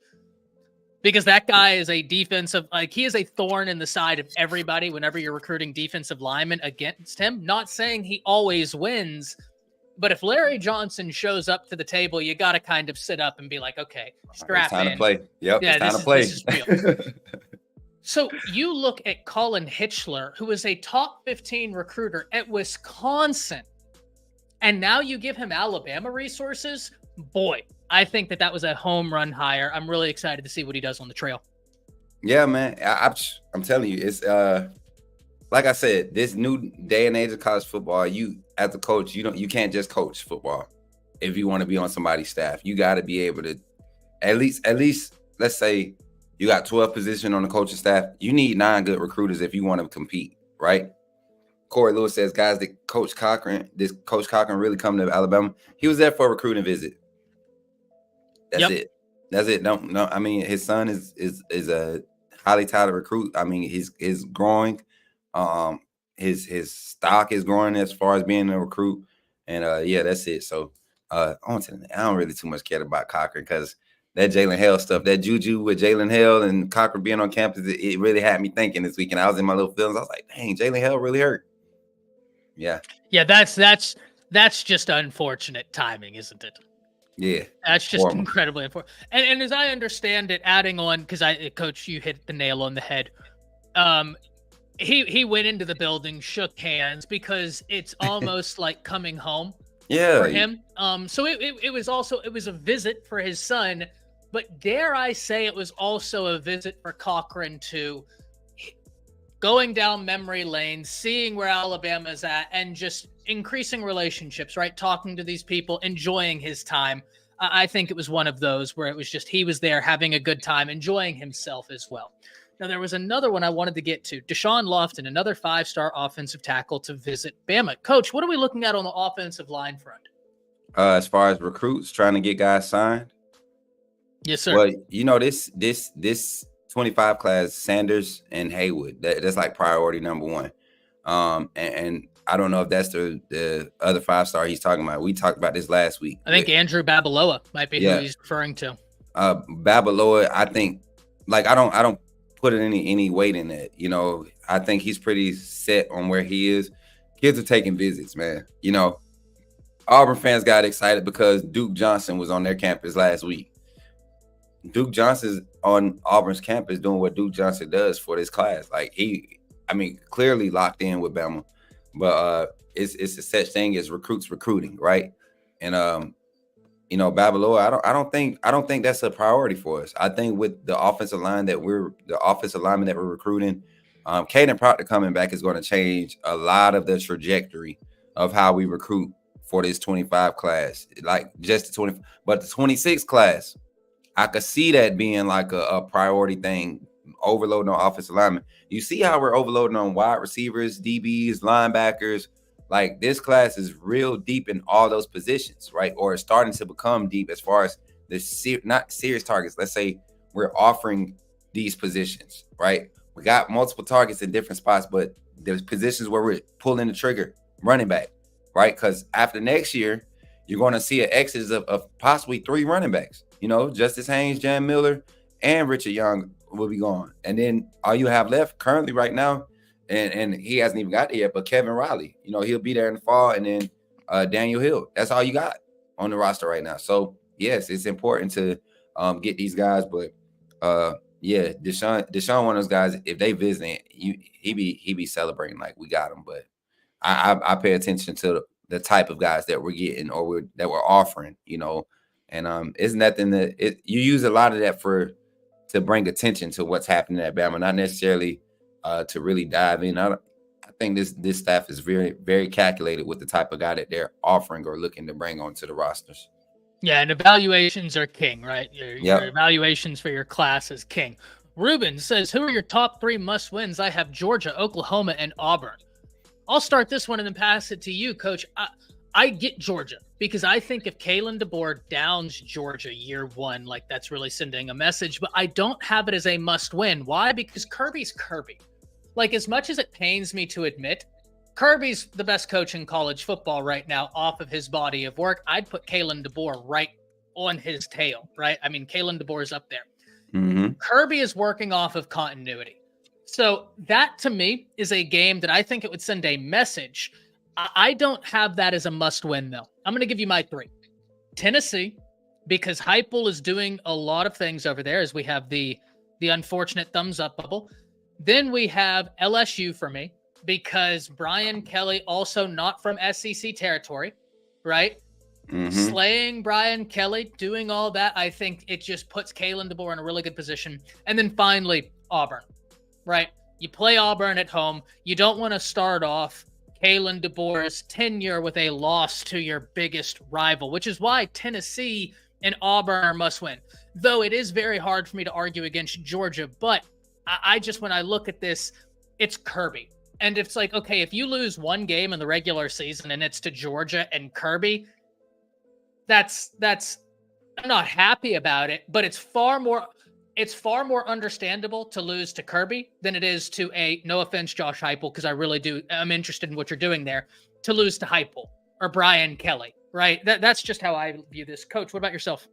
I'm gonna be right there with you. I think the Georgia game, winning that one, just kind of sets everything. It's not a must win, but if we win that one, it sets the whole commotion in motion that, dang, Alabama ain't went nowhere. So it's not a must win. Now, if you're saying a must win in order to set us up for success to win a national championship, then Georgia, you know what I'm saying? Like, or not, to create the narrative to put us ahead and start putting us in that number 2, number 1 ranking look like it's Georgia. But I say must win from a standpoint of showing that this team or this coaching staff and these changes are taking for a positive effect. Number 1, Tennessee. Number 2, Missouri. I think we gotta beat Missouri. They're a surging team, and Auburn. You have to win the rivalry. You have to win the rivalry, Coach DeBoer, at home. Your first year as the head coach. You got Auburn at home. No questions asked. You have to win that one. I don't care how you win it. 1 point, 0.3 points. I don't care. You have to beat Auburn. The Auburn fan being like, no, that's not a must win. Come on, guys. Listen, Daniel, you know what's funny? Is that we all know this. If you're a true fan, Alabama can go 0-11, but that 12th game of the year, we better beat Auburn. But this is why I like Daniel, because like his he's asking genuine, and his contributions are funny, man. Like, no, me as an Auburn fan, that's not must win. Let's talk about it short. Like that's good, Daniel. I like that a lot. But Hacker, no, we play LSU. We do, but November to me, losing and I'm gonna go with the opposite side first. Losing at LSU for Kalen DeBoer this year would not be a bad thing. Coming into SEC country, going into that environment, if they're a great team, they're going to be hard to beat. But even when they're mediocre, LSU is going to be up to play Bama, right? And so if he goes in and it is one of those games where everything's kind of off, we lose by a touchdown or they get a last-minute field goal, it doesn't hurt our playoff chances, nor does it, hurt his image. That's a solid LSU game. But it's not a must win. Do I believe we'll win it? Yes. Now, if we're at a point in the season where we're undefeated going into that game, ask me that question then. Yes, it's a must win. It's a must win because now you really set yourself in control to be the winner of the SEC. So So for me, the reason why I will say LSU, I agree with you. Death Valley, that's one of the toughest places in all of college football. Even the Oklahoma fans, I make some content with the Oklahoma content creators. They are so excited to play their first game at Death Valley because they're like, no, we know what we're walking into, but we didn't have this in the Big 12. We didn't have, like, outside of the Cotton Bowl, which is an unbelievable venue. I mean, top 3. That Texas OU game is a top 3 game every year, and I live it, right? I'm right here on the border of Texas OU. It's infectious. It is absolutely infectious. OU fans are really excited about that. So that's a tough place to play. But, Coach, here's where I look at it. They just lost Jaden Daniels, and I like Nussmeier. But Jaden Daniels won a Heisman. Nuss is talented, but they also lost Neighbors and Thomas. On top of that, their defense was awful last year. Now, it'll be better, only because it has to be better. I can't imagine a world where it gets any worse than it was last year. When I look at all that, it would kind of be a disappointing loss to say LSU is replacing an entire defense, getting that figured out. They're replacing a Heisman Trophy winner and 2 first-round wide receivers, and they pulled off a win. That's where I look at LSU, and I'm like, no, that we gotta squish them. Yeah, but I don't know if you really said it, but I think the fact that we are doing similar, not necessarily replacing everything on the field, but and that's staff, fair. First year in the SEC. You get what I'm saying? So that's where I find the balance in that, and kind of I'm leaning more towards it's not a must win. Would it be? I mean, to me, if I had it my way and I could be a fan and just not look at it from both sides of the spectrum, I would say all the games are must win. But yeah, I'm being realistic. This is a first year. He's transitioning. Yeah, he's won everywhere else, but like we all know, and I don't even think so much on it being SEC ball. It's just a different brand of ball that's being established in a league that's kind of been set in its ways for the past, let's say, 8 years since the last transition. So he's bringing nuances in on both sides, philosophy-wise. Does it fit? Kind of like when Missouri and A&M came.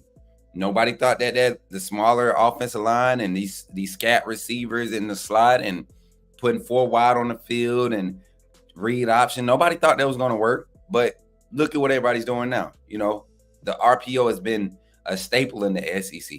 It's been a staple. And for the longest, we was only seeing that in the Big 12, or out west in the pack, those regions. So, but now it's a staple in the SEC. So, yeah, to your point, I really do feel like Tennessee.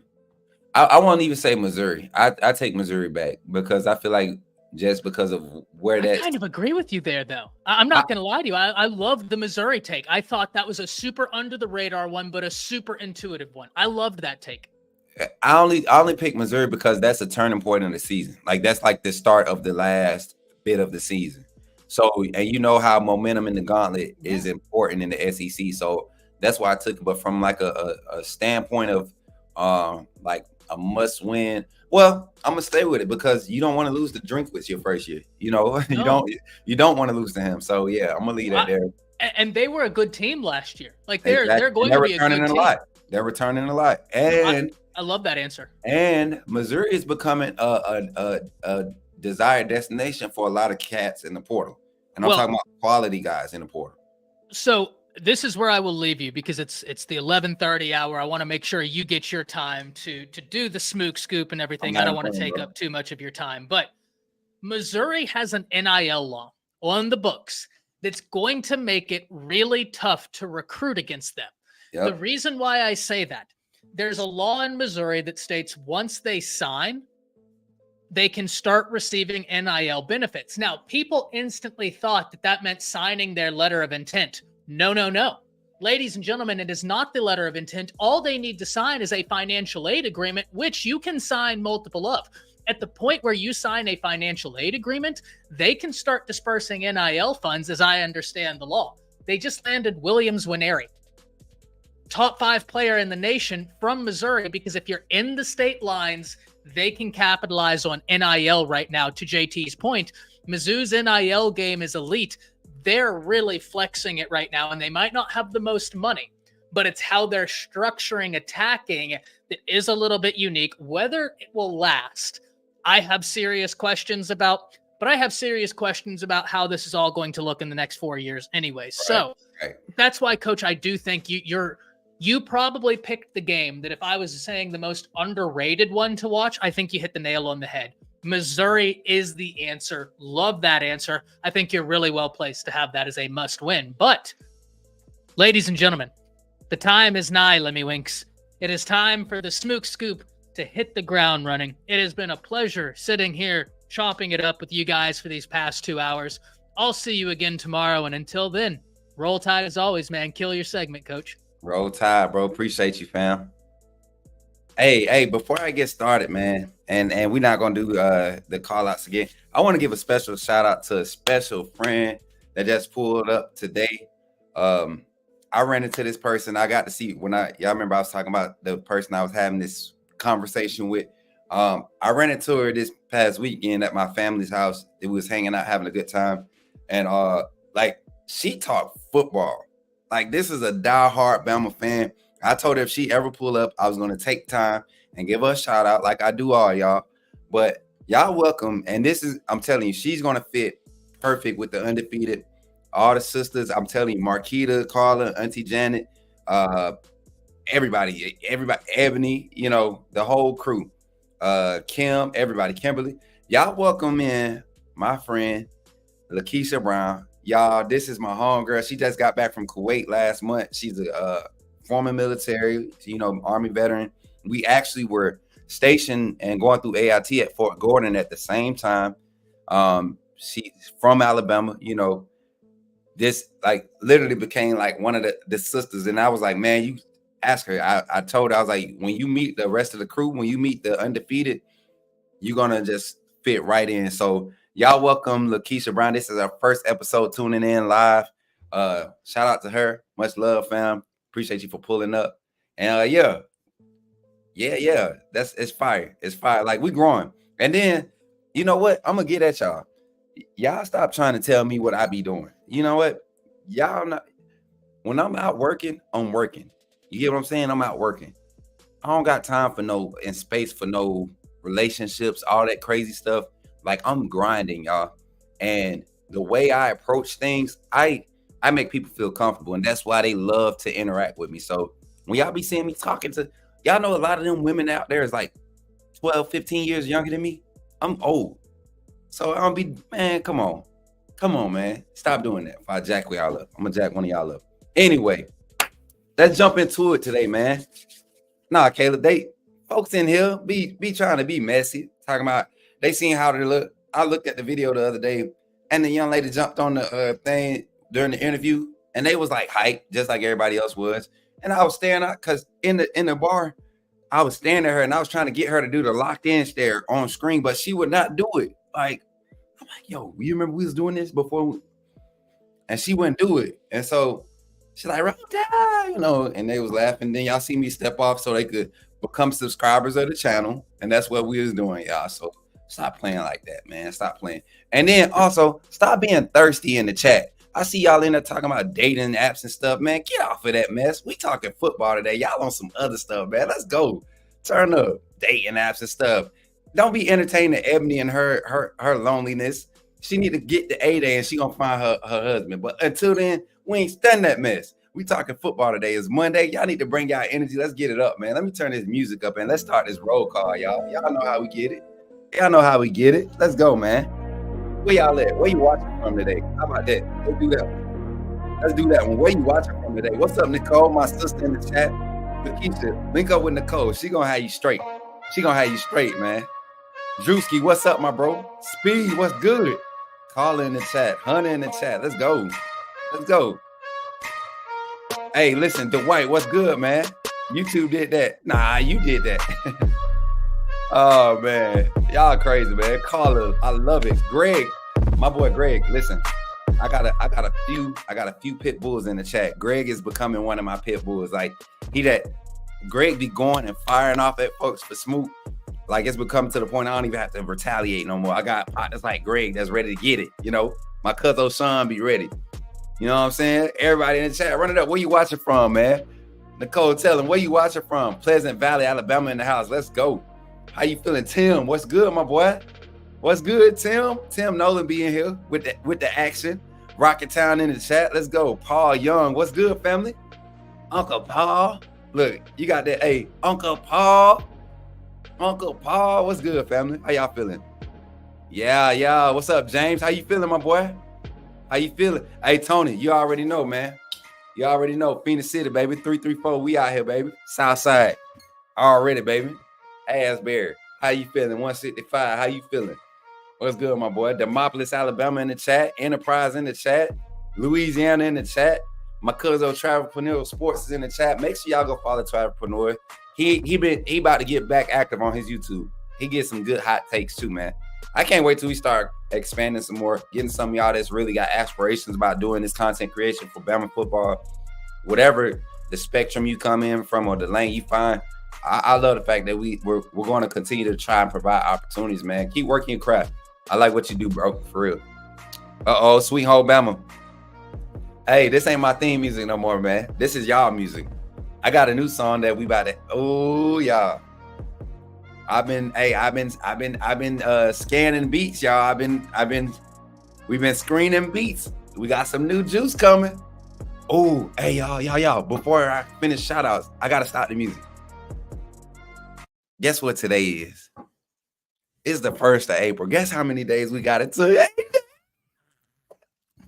8 day here, y'all. 8 day about to be here, y'all. 8 day. We got 1 weekend left.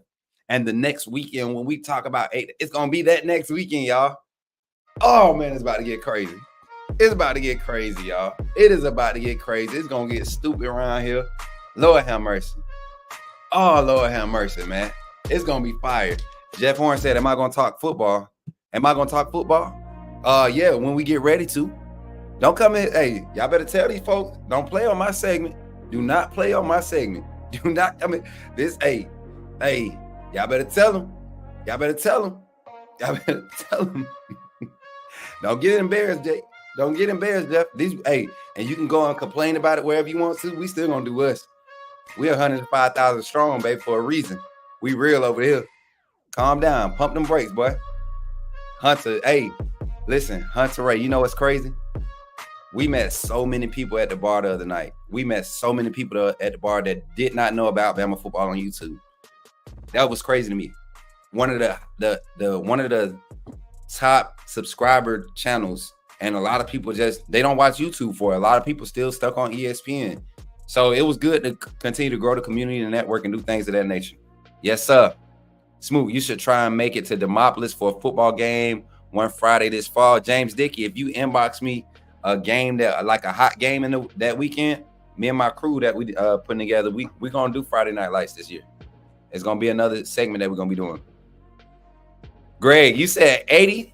Man, let's go 100. I say over, my brother. I say over, my brother. Jarvis, you better tell him. You better go to TDA with that mess or wherever them other chats that be doing all that. Well, are we gonna talk football? Yeah, we're gonna talk football, but after I talk to my family. After I talk, ain't that right? After I talk to my undefeated. Chromosome bandits. I don't care about none of that. I don't care. That ain't got nothing to do with us. Cause guess what? Y'all ain't gonna be going to on 3 after next season. Once y'all see how we finish off this recruiting off season over here on Bama Football on YouTube. I'm telling y'all, I'm taking pride in this channel, man. We making moves, y'all. We making moves, and y'all a part of it. That's the biggest thing. Y'all a part of it. So let's enjoy it, man. Let me see. We just make our own. Yes. You know what I'm gonna do? I'm gonna run a commercial because y'all acting up. I thought I was acting up. I thought I act like I ain't got a home train. I'm gonna just run a commercial. Kyle, take it away, man. Take it. Special thanks to our sponsor, Residence in Ocean City, Maryland. Guests can book at residenceinOC.com. Use the promo code LPR for special Bama football pricing up to 20% off. Also, go to therogueshop.com. Use the promo code BAMA. You get legal CBD. For me, personally, I like the topical oil. you know how intense my workouts are, right? So I like the topical oil. I like to rub that on my back, whatever, after those cinder blocks. So go to their website, cruise down, look through their website, and definitely check out rogueshop.com. And like I said, I like the topical. Again, the promo code is BAMA. Also, think about becoming a fan funder right here on Bama Football on YouTube. Become a part of the Undefeated as low as $2.99 a month. That's 10 cents a day. How do you do this? Make sure you're logged into your account. This is on a computer. You can also do this on your phone and look for the tab that says membership. Once you click membership, you can see different options. You can see an upgrade button right there to the right if you want to go through the different levels. We have fan funder videos from the staff right here at Bama Football on YouTube. Very easy to navigate. Let us know if you have questions inside the comment box when trying to upgrade or renew your fan funder membership right here on Bama Football on YouTube. And of course, if you want to rock that undefeated gear, check out our merch store located at the bottom of the videos. We appreciate Patriot Life, Cynthia, Antoine, Caitlin, and to everybody else that supports us right here on Bama Football on YouTube. Yes, y'all. I appreciate everybody that supports the channel, man. For real, 110%, like 1,000%. We appreciate everybody, every fan funder, everybody that super chats, all of that good stuff, man. We appreciate y'all. Y'all wondering why I took the hair down? Yes, I will be cutting my hair tomorrow. Yes, I will. It's too hot. Too hot. It's, man, look, too hot, y'all. It's too much. It's too hot. It's too hot. I don't like being hot. It's hot outside. Yesterday, it was nothing but 70 degrees. And y'all, it's, oh my God, it's so much. It's growing too fast. It's like, I just want to cut it off right now. I swear, if I could cut it off, y'all, I would cut it off right now. I ain't got no shame, y'all. Like, ugh, Jesus Christ. Fade gang, I'm joining. I'm coming back. Man, no, Moon Rocker. You remember I cut my hair. I cut my hair already because I combed the other locks out. So I lost like 3 inches. I can't imagine letting this grow back to where it was and dealing with it, man. I'm good. I ain't got nothing to prove no more. But y'all, let's jump into it. Let's talk some Bama football, man. We talked basketball a little bit. We're going to talk a little bit more about basketball because honestly, if y'all want to be honest, this is becoming like the Bama network for everything, not just football, but Bama network for everything. We got connections everywhere. You know, I done got tied in. Coach Christy Curry has become a very, you know, not necessarily close friend, but she's a fan of what we do. You know, she's a fan. We've had interactions 2 or 3 since I've been on campus in the past month where I showed up to the game and she told us that she liked our energy, came to our section. Then she identified me. Then seeing her walk out of Malmore last Wednesday, that was, you know, I got a hug from Coach Curry, you know, and a little spicy stuff. I feel like Coach Curry and Auntie Janet might be married. I mean, not married, but related. I'm sorry. Might be related because they really got that same energy. But yeah, let's talk football. It's not necessarily recruiting. I don't even want to talk recruiting right now because we got a fire recruiting segment tomorrow night. I got some surprises for y'all tomorrow night too. We're going to have some, y'all know, we done had some fire guests like the past 2 weeks. I plan on it. I might have somebody that all of y'all are excited about. Somebody that's ready. Like I already crystal balled them to Alabama. I'm trying to commitment whisper this thing. You get what I'm saying? I'm trying to get the scoop. I'm trying to scoop them on the Bama and get that commitment. But I got one for sure. But I may have 2. And one of them, if y'all, you know what? I'll give y'all a second to maybe guess who I'm talking about. And this, y'all, if we do this one, we really gonna have people talking about us. If we pull this one, we really gonna have people talking about us. Y'all think Undefeated had haters before? Y'all know y'all got other chats trying to claim the name as inside the Undefeated. Y'all know that? I ain't giving y'all no position. You gotta guess. Smook, if you ever shave your head, you won't never go back to it. You know what? I did, Paul. That's crazy. I had a bald head in 2019. Somebody guessed. Somebody said Franklin. Hey, Ruben. We might have Juju. Lewis on the show tomorrow night. If not tomorrow night, it'll be after spring. He said the spring game. It'll be after that. It'll be one of the shows then this summer. I made a connection with the young man, and I'm telling y'all, It's hard for me not to say so much without saying that this young man wants to be at Bama, y'all. It's hard for me, and I'm saying like details, talking about conversations. So when he comes on the show, he'll be able to tell y'all where his heart is and how his process of thinking is and all of that stuff. But I really think this staff is attractive to him. Like, he's attracted to this staff. He's attracted to this offense. He's attracted to the philosophy behind how they want to develop him, right? Like, all of these things that matter to quality quarterbacks like Bryce Young in the past, like Tua, like Jalen Hurts, all of these things that matter, this staff is continuing to do that. So we working, y'all. We are working. I'm doing this for y'all. Yes, it's Juju. You know what I'm saying? Juju. That's what we're going to call him. Not Mojo Jojo. Juju. Yeah, man. I'm telling you, I feel it. Auburn think they getting everybody that show up to their campus. Auburn think Duke Johnson gonna flip because he was at campus. So that's funny. But let's talk spring ball, y'all. Y'all know last week myself and Kyle, we did the post-practice scrimmage report last week, and we talked about a few things. I don't even think we really got back to the live. We didn't even get to do a live to really discuss this post-scrimmage findings and, you know, things that were being reported. So I would like to dive into that, being that we don't really have much to go off of other than what the coaches said. But in conversation, talking with personnel who were there and were able to view it, the scrimmage live, you got family members that was there. Y'all know Coach Smook I've been privileged to be able to connect with a lot of the parents and of the players and recruits. My sister Ebony is in here. She knows that we get a lot of intel of rumors and takes from parents and staff members who aren't necessarily on-field staff, but evaluate. And this team is talented. Let's start on the defensive line. I'm going to ask the chat. I'm going to pose a question to the chat.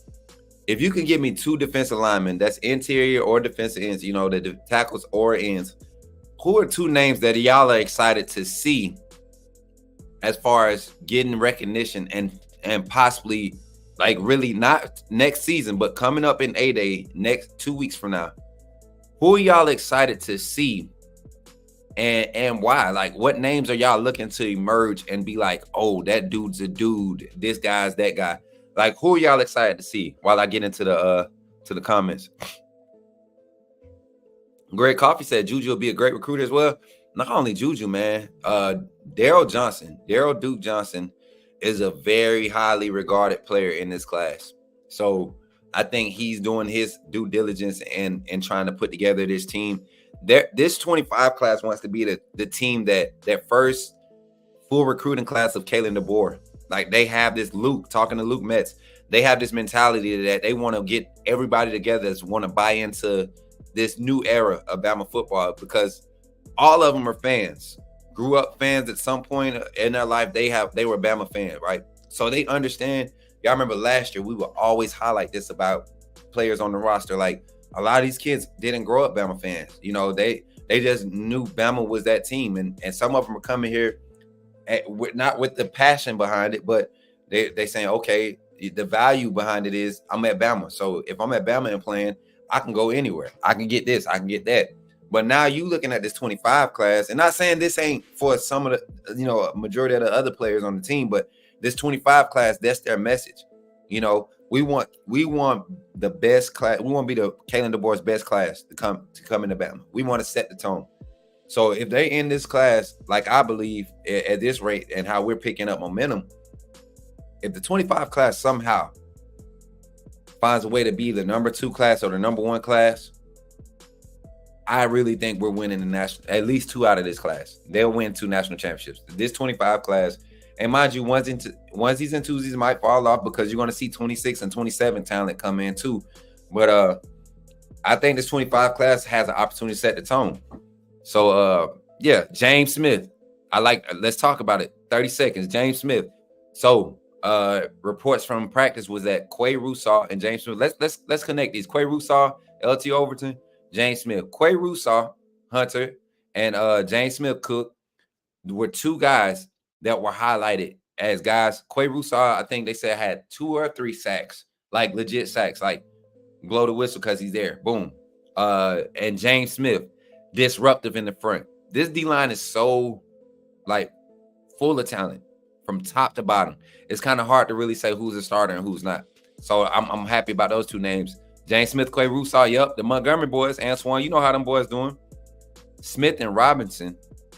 Who is Robinson? Larry, who is Robinson? I don't know who Robinson is. Jeremiah Alexander. Yes, I'm excited about him, even though he's a linebacker. I think you think about Jeremiah Beeman. I think you think about Beeman, the defensive lineman, Jeremiah Beeman, the true freshman. He has been getting a lot of attention, y'all, working with the twos, spot playing at the ones, because y'all know Jaheim Otis is not practicing right now. He's recovering from injury, off-season operation. That's the reports. Yeah, who's Robinson? I'm trying to figure out who Robinson is. Oh, Q-Rob. Oh, okay. I'm tripping. I'm like, but he's not technically a defensive lineman. He's a linebacker. Same with Quay Roussard. But yeah, we talking defensive front. We could tie those guys in, I guess. It is what it is. But yeah, Q-Rob, my thing is I'm not excited about Q-Rob because I already know he's gonna be a dog. You know what I'm saying? I know Q-Rob is gonna be a dog. I know Tim Smith and Tim Keene are gonna be dogs. So I'm not excited. You know, I know they're gonna do work. I know they're gonna do their thing. A name that I'm not seeing from anybody that I'm telling y'all, be on the lookout. It's not Edric Hill. You got Jordan Renard, and then oh, y'all crazy. Hold on. Let me reply to this message real quick, y'all. Oh man. I'm sorry.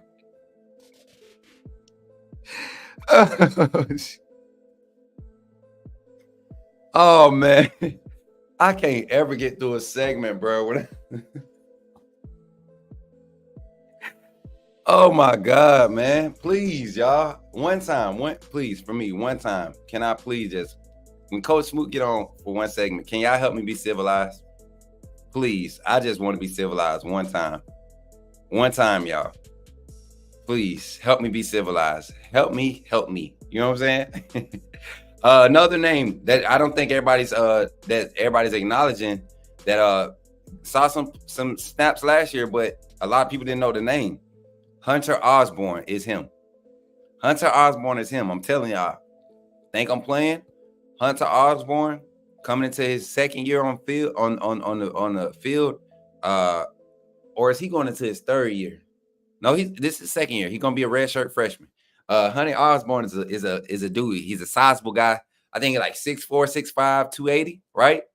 Playing the defensive end / defensive tackle position, like kind of like Jaheim Otis did last year. Very athletic, very strong. I can't wait to see him. Who else? They said Keanu Coate. Yes, sir. You know what? Keanu Coate is probably the quickest off the edge. He's quicker off the edge in my eyes. When I watch them work, when I watch them in some of these iterations, Keanu Coate is the most disruptive off of the edge. Mark my words. Him and Yanzi Pierre are going to have a lot more highlight plays. Q-Rob is just going to be consistently in it. Like, I'm telling you. But Coate and Pierre, they're going to spell off of Q-Rob. They're going to have as much success because of what Q-Rob and Quay Roussard are doing from that wolf position. You get what I'm saying? So yeah, I can't wait. Osborne is going to be that dude. Listen, Dwight, it ain't that I want to be professional. I just want to balance. You get what I'm saying? Y'all know we do a good job. When I pick at y'all about acting up, I'm not shutting it down. I love y'all. I love the fact that y'all are doing what y'all doing to support us and keep the energy in the chat. Y'all make it easy. Sweet Bama 24 says, Smook, what's the update on Justin Jefferson progression? Jefferson's okay. Jefferson's good. Jefferson's going, like, that's a solid four-man rotation. In the inside linebacker room. Jahad Campbell and Deontay Lawson both alluded to the fact that they love the fact that everybody in that inside linebacker room, from Lawson, Campbell to Jeremiah Alexander to Justin Jefferson. Well, Jefferson, then Alexander. That's kind of how the hierarchy folds. You got Lawson 1, Campbell is 2. You got Jefferson is the third guy in that room, and Alexander's the fourth guy. And then you got all the young talent behind him: Caden Jones, Sterling Dixon. What's cool is I don't know if y'all watched Outside with Coach Smook this past Friday. But I was in the barbershop with Sterling Dixon and Asaya Faga. And they both were just, talking about how crazy Red Morgan is going. We're going to move to the secondary in a second. But, yeah, it was cool kicking it with them boys. And Sterling Dixon, he dropped a golden nugget. Everybody was like, man, he 225. Nah, he came to Bama at like 200, 205. And I asked him how much he weighed now. He's like 220, 225. I was like, yeah, leave. Like, so y'all ain't lying. That's why when we seen them pictures, y'all remember they showed them pictures of him, Caden Jones, and Jay Okoronkwo, right? Yeah, that's why we were like, dang, these boys getting huge, because they are. So yeah, Deshaun, see, everybody was forgetting about Hunter Osborne. That boy, he about to be him. I'm telling y'all. Had to hop off earlier. So sorry if you answered anything. If you answered this already, I could answer it for you, bro. Are we in danger of losing Anthony Rogers? Also, how did David Sanders and Jordan Davidson enjoy their visits? All right, so we're not in danger of losing Turbo. I'm gonna tell y'all right now. The reason why Henderson, the reason why he chose not to commit to Bama is because of Turbo, the type of back Turbo is. Turbo is more solidified as a small-time school back that with that speedy scat pack feel that you want in that spell back, right? He's more established because of what you see on film, right? But he also has been a solid commitment for Bama, right? Jordan Davidson and David Sanders, that their visit went perfect, went awesome. I think we're closer to signing Jordan Davis right now, Davidson right now, than we are Sanders. I think Sanders is a heavy lean for us, though. I think he's going to take his time. He's the top offensive lineman, I think he's the top recruit in this class. It would be uncharacteristic to see a 5-star commit this early and really lock it down and shut it down this early. But it would be uncharacteristic if it did happen. But to that same sentiment, it would be crazy awesome to get a commitment or early verbal from a guy like Sanders. Davidson and Marcus Harris are two guys from modern day that I feel like we'll have a trio of guys coming from that school committed to Alabama. I think we're making good strides with these guys. Let me see. Being an ex-cornerback, any news on the secondary other than Moore, Sabb, and Jackson, who are the next in line besides them? All right, so Dwight, before I answer that, I'm gonna start, and I want you to tell me who y'all are excited about in the secondary, whether it's unknown or you predetermined hype. Y'all tell me who y'all excited about. And then I'll get into my assessment of what's happening, what's being reported, right? Who y'all excited about in that secondary? Hunter Ray says, Smook, it looks like recruiting has slowed down a lot. Jordan Davidson is crystal ball by Will Funk to Ohio State. Listen, these early commitments are awesome when we get them, but don't get scared when guys that we're targeting or offering are committed to other schools. It's all part of this process now in recruiting, right? If a guy gets a Bama offer and announces it, or he verbally commits to Bama, it might be a plot to get somebody else to look at him that may not be looking at him as heavy. I know Auburn just was able to do it for us. There's a couple names that Auburn has offered that recently, or, guys that have announced that Auburn has offered them. And Alabama's looking at these guys now. It's all a plot about who can get in and build those relationships. And one thing I'm confident about is that our staff is steadily building consistent relationships, like solid relationships, strong bonds. But yeah, back to the secondary. Red Morgan. Everybody's excited about Red. Red is going crazy. Red is going crazy right now. He is that dude. JT83, not knowing anything, Mincy, physical freak. Not only Mincy, but Xavier Brown. Those two, to me, skill set wise, right now on the field and how they're developing, what they're putting on film or putting in practice, they're one and the same. They had very different highlight films that they put together, but they're one and the same to me. You're getting solid corners out of both of those guys, and both of them can go and play safety if they need to. They're rangy cornerbacks. And I feel like because of what, the way that everything is playing out, if we go in the portal and get a more experienced corner to come in and assist that room, guys like Mincy and Bakwe and Brown, they benefit from that because now the growing pains and the moments are, they're condensed. there's not as many. They're not being put in a lot of bad positions and having to work through that extra mental block or mental wall that they got to get over. Damani Jackson, Zay Mincy, yeah, secondary. I'm excited to see Keon Sabb. Keon Sabb is out there doing his thing. What was expected. And like some people, I don't even get excited when I hear what they're doing. Like Damani Jackson, I knew he was going to be a dog. You know, I had a conversation with a fan the other day. He was talking about Damani Jackson may not be that dude, this, that, and third. I said, go look at USC's defense. If you're basing your evaluation off of Damani Jackson based off what he did at USC, you better look at everybody because everybody looked bad on that defense. Everybody looked bad. So let me get to this star comment. He said, me being an ex-cornerback, any news on the secondary other than Moore, Sabb, Jackson? Who are the next in line besides them? So you got Morgan. Red Morgan is slotted as he's working all first team reps right now at the Husky position, right? You got Rover, Malachi Moore, you got free Keon Sabb, and they're interchanging. Malachi Moore and Keon Sabb, they're kind of the guys that when you get formation flips or shifts, Sapp might walk down and be your Husky, you know, or be that safety in the box, right? And Malachi would be the overtop safety. And when they shift away, you know, it's Sabb up top and Malachi in the box. So I like that flexibility, but behind those guys, you got guys such as Devontae Smith, who got nicked up a little bit, but still being a consistent leader. And guys are looking to Smitty for a lot of guidance when it comes to understanding the concept. Smitty is probably him and Malachi Moore being in the box together is probably the best skill set right now. Red has the physicality and the natural ability, and he's retaining, right, and applying at a high rate. So a guy like Smitty being nicked up and Red getting the opportunity to get that exposure, it's not just because of the injury anymore. This dude can – I feel like this staff is confident in Red Morgan starting in front of the likes of Devontae Smith. And Devontae Smith is a team guy.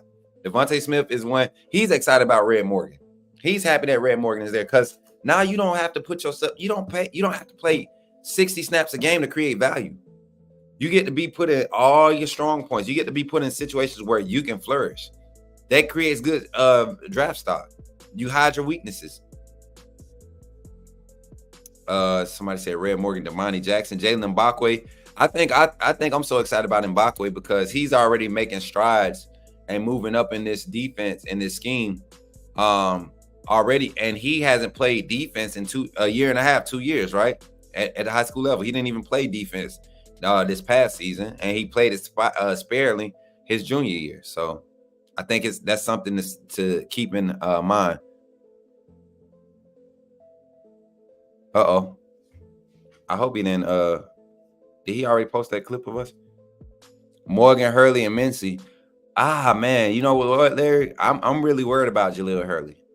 You know, I've been seeing some things, and I also been hearing some things that aren't to my liking when a guy I want to see a success story rise, right? And it's another guy on the other side of the ball that finally we're hearing some positive things about him. And yeah, Ty Lyons, what's up, my boy? How you feeling? How everybody feeling today for real? Like I know I asked y'all earlier, but how's everybody feeling, man? The energy around Bama right now, Bama football, Bama sports, Bama everything right now, even the baseball team and softball team struggling. The energy around here is infectious. Like,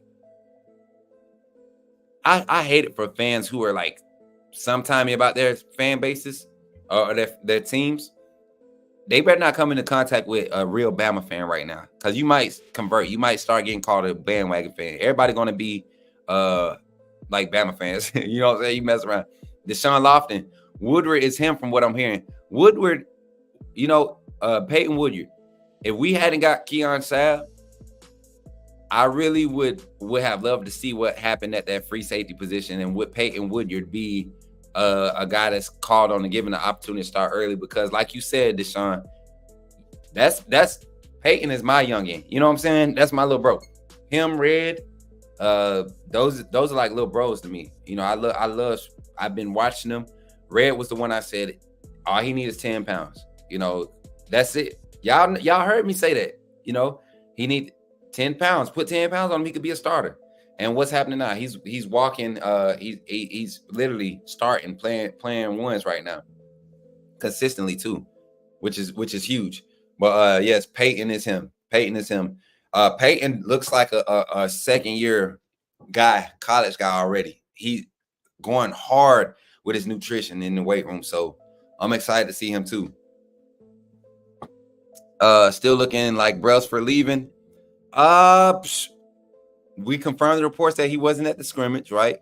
And we also have confirmed that Brockemeyer and Rock Montgomery took all the snaps for the scrimmage, those two centers. So yeah, if it happens, I don't want to say good riddance, but come on, man, it's spring, compete, right? And a lot of people have a point. That young man didn't leave Washington to come and compete for a position. Let's be realistic. Some of them don't want to come and compete, but it was confirmed that he was not at the scrimmage. So if so be it, man. If so be it. Smook, and they done messed around and let us get a basketball program too. Ooh, what? We're gonna have to get a luxury, one of them luxury wagons for folks to hop on, right? The ones where the step come out and they could step up on that thing, because it's about to get full. It's about to get real full. Caleb said, I may be completely wrong, but I don't want any more transfer. Ooh, one or two can transfer out, but I want those freshmen. Caleb, you ain't the only one, and I don't care about getting beat up about saying this. I said this before the season. I felt comfortable in this new style of defense, not necessarily, but not because it's changed so much. It's just the philosophy and how it's implemented. I would not be mad to see these freshmen grow this year. Like, I feel like they are that skilled. They are that good to where it will be very few growing pains. It will be very few learning moments. And when they are there, it won't be detrimental to the outcome of the game. I feel like that. I feel like this schedule is set up for that, you know? I really do. So you're not alone. You're not alone, Caleb. That bandwagon Denali XL, fully loaded. Yeah, we need one of them. Yeah, man, we do. I'm all for it, though. I'm all for it. James Dickey said Rock is legit, so we'll be strong up front. Let's go to the other side of the ball. Let's talk about, because I think we're overconfident about our linebacker group, inside and outside linebacker group. I think we're way overconfident, with reason being. On the offensive side, let's jump in the offensive line. Maybe not a starter, doesn't have to be a starter, but what are some names? Who are some names that y'all are looking at? And this is what our segment is about today. Prepping for spring practice, for news that's to come out, because y'all know there won't be any live coverage today. There won't be any interviews, but I think our next interviews will be with my phone.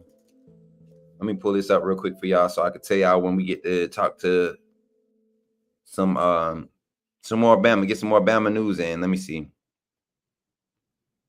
From the house, from the people. Monday, April 1st, Wednesday is when we'll be able to talk to the defensive players, and then Friday we'll talk to offensive players. Then Saturday we'll be talking to Coach DeBoer, right? And then Tuesday again, because Saturday is the second scrimmage, and then next Tuesday and Thursday we'll have Listen to this, y'all. Next Tuesday, we'll have offensive and defensive players be able to interview. So hopefully they extend our time to be able to get coverage, because I think that's going to be awesome. Thursday, we'll have, what you say, woman? Siri over here being nosy. And then Thursday, Coach DeBoer will be on there again, because it'll be the last ones before the A-Day, right? And then A-Day, we'll have coaches and players following the game. We'll be there interviewing players and coaches. It's going to be cool. The fact that I'm going to be on the field able to do this like openly is crazy. And y'all know what I'm coming with. Y'all know what I'm coming with. That's why I'm building relationships now. I'm ready for it, y'all. I'm ready for it. What Kimberly say? My fault. What Kimberly say? Why you don't answer my question? Uh-oh, what happened? What's she asking?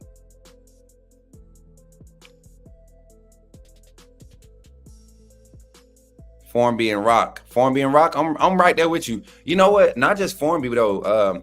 I heard McVay had a rough scrimmage. Miles McVay, I heard he had a rough scrimmage. And it happens. You know, he's a young man that I'm excited about, because I see him putting in the work. And his thing last year was the technique. So I can see Coach Cap probably honing in on small things with him that's causing him to kind of overthink. But you continue to rep, it'll slow down, and he's committed. Rock Montgomery and Wilkin Formby, though, excited, man. Wilkin Formby is probably going to be the best. I won't say the best offensive lineman, but because of how he's going to be, his overall level of play and what he's able to put out production wise, Wilkin Formby might be the most valued offensive lineman, and that's above Jaden Roberts, above Tyler Booker, because you know what you're getting with those guys, right? You know what you're getting with those guys. I think James Brockermeyer will have an opportunity to be solid, right? He will be solid if he's the starting center. I think the left tackle position is going to take some work. That's why I said Caden Proctor coming in, he needs to earn it. I don't want to give it to him. He needs to earn it, because he can be a big factor in how good this offensive line is if he earns it, right? But Wilkin Formby is one that I think is ready for the job. And seeing him getting that starting right tackle position, I ain't gonna tell you how I knew. Y'all seen the picture that was posted, right? I saw another picture. I was able to get another picture. Shouts out to Shannon, Wilkin's father, man. That's a great gentleman. I'm actually going to see them today to get my back cracked and all this stuff, and my neck worked on, traveling and stuff. My spine seems to get compressed a lot. So yeah. Hey y'all, and this is for Ebony Carter too. Them Ohio State fans gonna be in for a rude awakening. They gonna go through that season and beat up on all them trash teams, and then boom, and out again. Hey Greg, I ain't gonna get started on Proctor. I'm over the whole. He's coming back. I just want him to learn it. And talking with Ty, this is why I love good debates, because debating with Ty about the mentality. And my thing was, I wanted him to be just as vocal about coming back and why he coming back at the same way he was when he left. But Ty was like, man, he probably figured he messed up enough. And I'm not above, perspective, y'all. Never above perspective when it's logical, right? So I'm glad Proctor's back. But like I said, I stand on it. You got to earn it. You quit on your brothers. I'm not changing my standpoint on that. You quit. You ran. You tucked tail and ran at the wrong time. I need you to earn it. Please earn it. Please earn it. Please earn it. He gonna be way behind. That's why I say he gotta earn it, y'all. He really has to come in, put his head down, and earn it. Because if he does the work and earns it, it's like the perfect potion. It's like the perfect mix-up, the perfect opportunity, the perfect Cinderella story. If he comes in and earn it, that's all I want. I want him to earn it. So yeah. Yeah, Ohio State fans, they just as trash as Seth McLaughlin. I can't wait for the moon. I can't wait either, Bama fan. It's going to be a lot of backpedaling. Listen, we talk a lot about wide receivers. We talk about quarterback and the running back. And we just highlight the offensive line. Out of the tight end group, we're going to do this last group, and then I'm going to give y'all my assessment of what I see happening this week. And then we're going to get out of here, y'all, because tonight we got Reality versus Reach. We're going to do an extended Reality versus Reach segment tonight to end the night, meaning I'm going to put together a whole bunch of Reality versus Reach topics, and y'all can also add to it, too. I want y'all to overload my emails.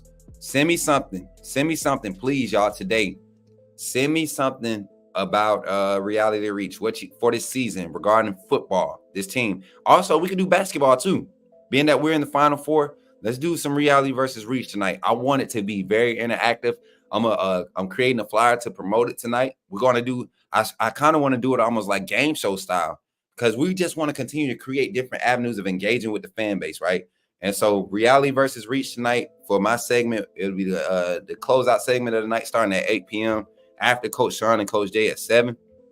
And so I want to get into it. I want to dive into it. Reality versus Reach, send them to me, coachsmook@gmail.com.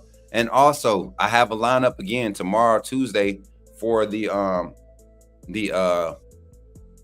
under the radar, on the radar, and uptrend alert for recruits. 25 class. We're doing 25 class again tomorrow. And yeah, y'all see it. It's somebody said it earlier, it's slowing down, but it's only slowing down because you're getting into the summer. You're getting into the dead period. Danny Lewis, yes, I can't wait to see Danny. Moon Rocker said, did I actually? Yeah, I talked to him. Moon Rocker. Oh, that's the thing. You remember, I haven't been on to do a segment since we talked about that. I haven't been on. We haven't had a segment.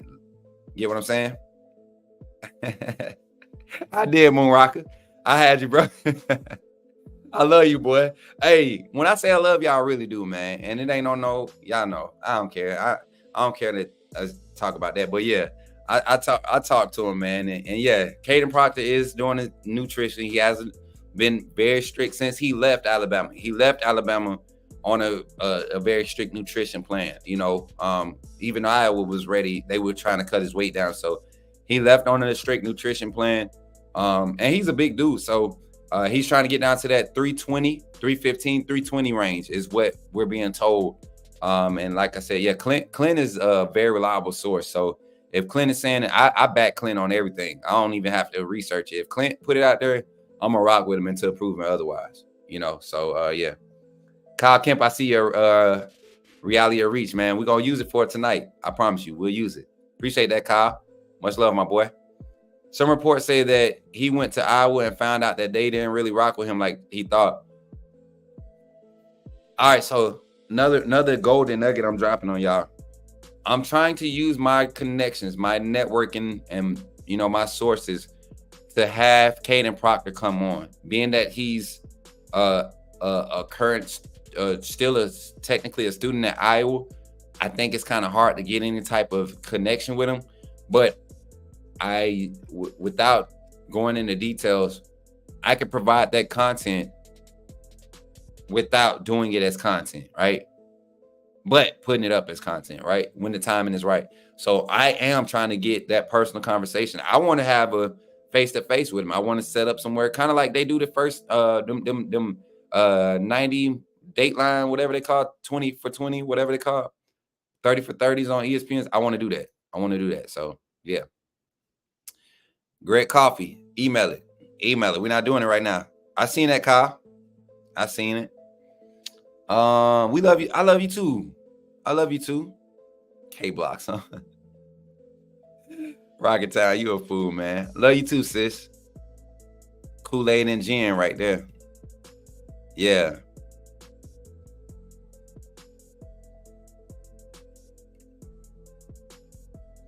Who? What are you talking about, Rocket Town? Hey, look, no Diddy. We ain't doing none of that Diddy stuff.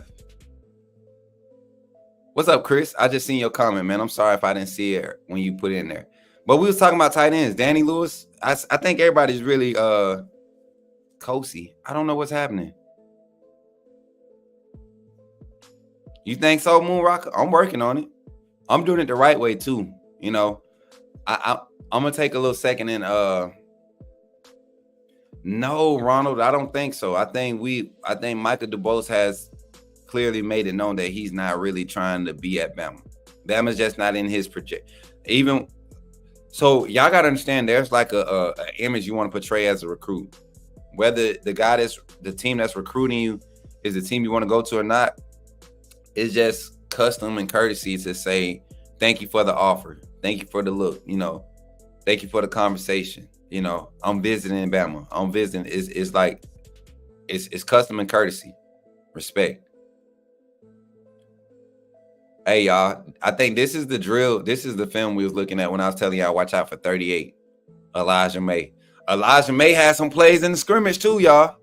Number 38, cornerback for Alabama. He's a walk-on. He's not a scholarship guy. He had some plays in the scrimmage. Kool-Aid McKinstry told us to watch out for his brother too. Yeah, that's who we was talking about. Oh, K-Blocks. I'll make sure that's her name. I'm gonna go check it out. I'm about to pull it up right here on the back page. I love music. I'm gonna check out. She from Montgomery?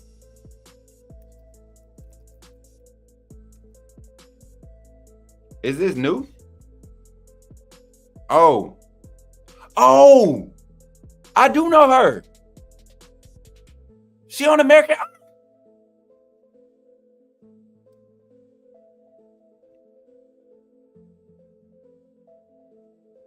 I'm sorry, y'all. I didn't know that. Because I haven't been watching TV. So that's what's up, man. Rocket Town, that's what's up. Oh snap, that's crazy. That's crazy. What's up, KT? My sister. That's my sister, y'all. That's my twin. When I talk about twin in the chat, that's twin. That's twin right there. That's twin. Tell him twin. Tell him twin. Twin, we got news. I made an announcement today, so it don't be a surprise. Yeah, Rocket Town. Yeah, I know. You want me to tell you? I can't tell you how I know. I ain't gonna put our business out like that. But when we do Outside with Coach Smook, jump on that. If y'all don't follow my personal YouTube channel, it's not for Bama football news or nothing. It's literally just interactive. I really filter followers through there to this channel. Honestly, that's what I've been doing, which is no problem to me. You know, a lot of the family that comes into my chat is Bama football on YouTube family. So when I get new people on my channel, I try to filter them here. You know, it's a thing. Twin, where have you been? Give me something good, man. I'm a twin. Y'all, my voice gone. Saturday night was crazy, y'all. Saturday night was crazy, y'all. Did y'all see? Y'all, hey, time out. So y'all want to have family moments since this is like the last 5 minutes of my segment? Can we do family time?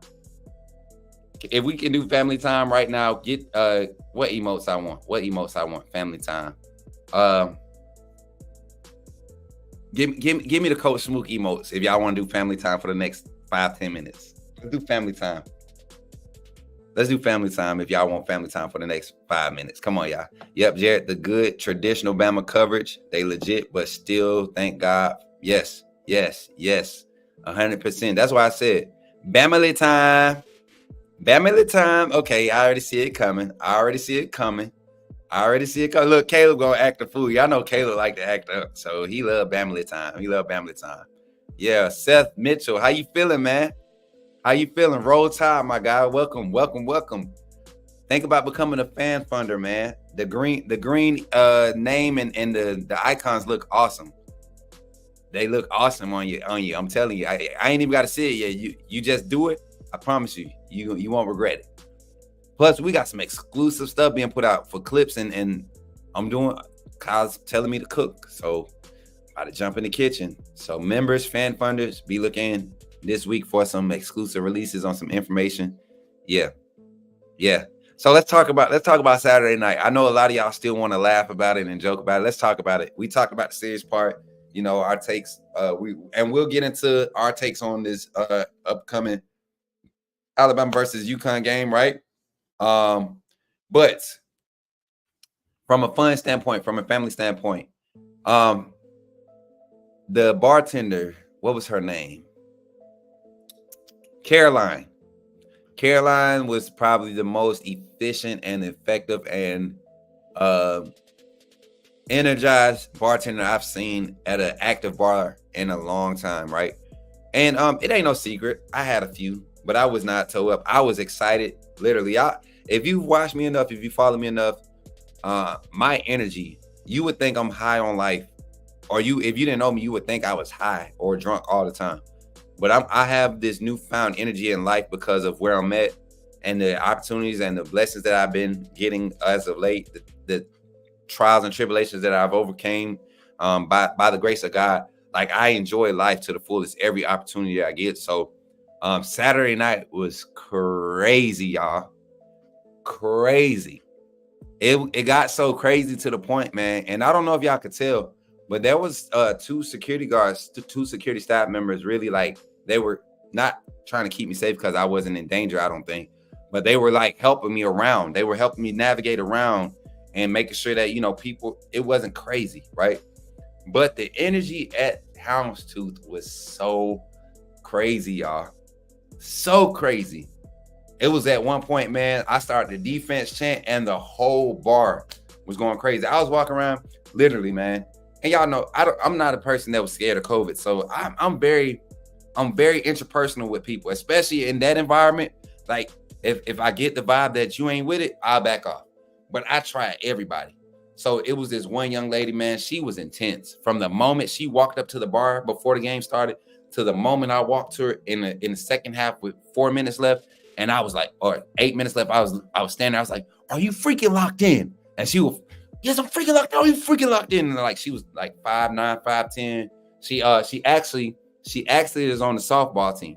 She's on the softball team. I can't remember her name for the God of me. I can't remember her name, but intense, very built young lady, not muscular, but like fit. And she had on her shorts, and you could tell like she loved the weight room. But she was talking about this basketball game. She understood basketball. Her boyfriend that was there, their family.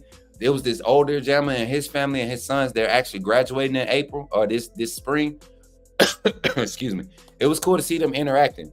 Father buying his son drinks, sons buying their father drinks, cheering for Bama basketball, enjoying it, celebrating. Man, people was picking me up like during the game. People picking me up, celebrating. I'm tall. Y'all know I'm lanky.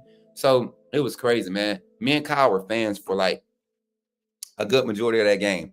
Kyle gets so intense watching the game, y'all. He gets so intense. And I can appreciate that because I'm the same way, but I'm very vocal and animated, especially when it comes to basketball. So it was crazy having the interactions that we had. I lost my voice. Y'all remember my live afterwards? It was crazy. It was crazy, y'all. Driving home, I got pulled over. I think it was right after I stopped my live. I like 2 to 5 minutes later after I came out the gas station.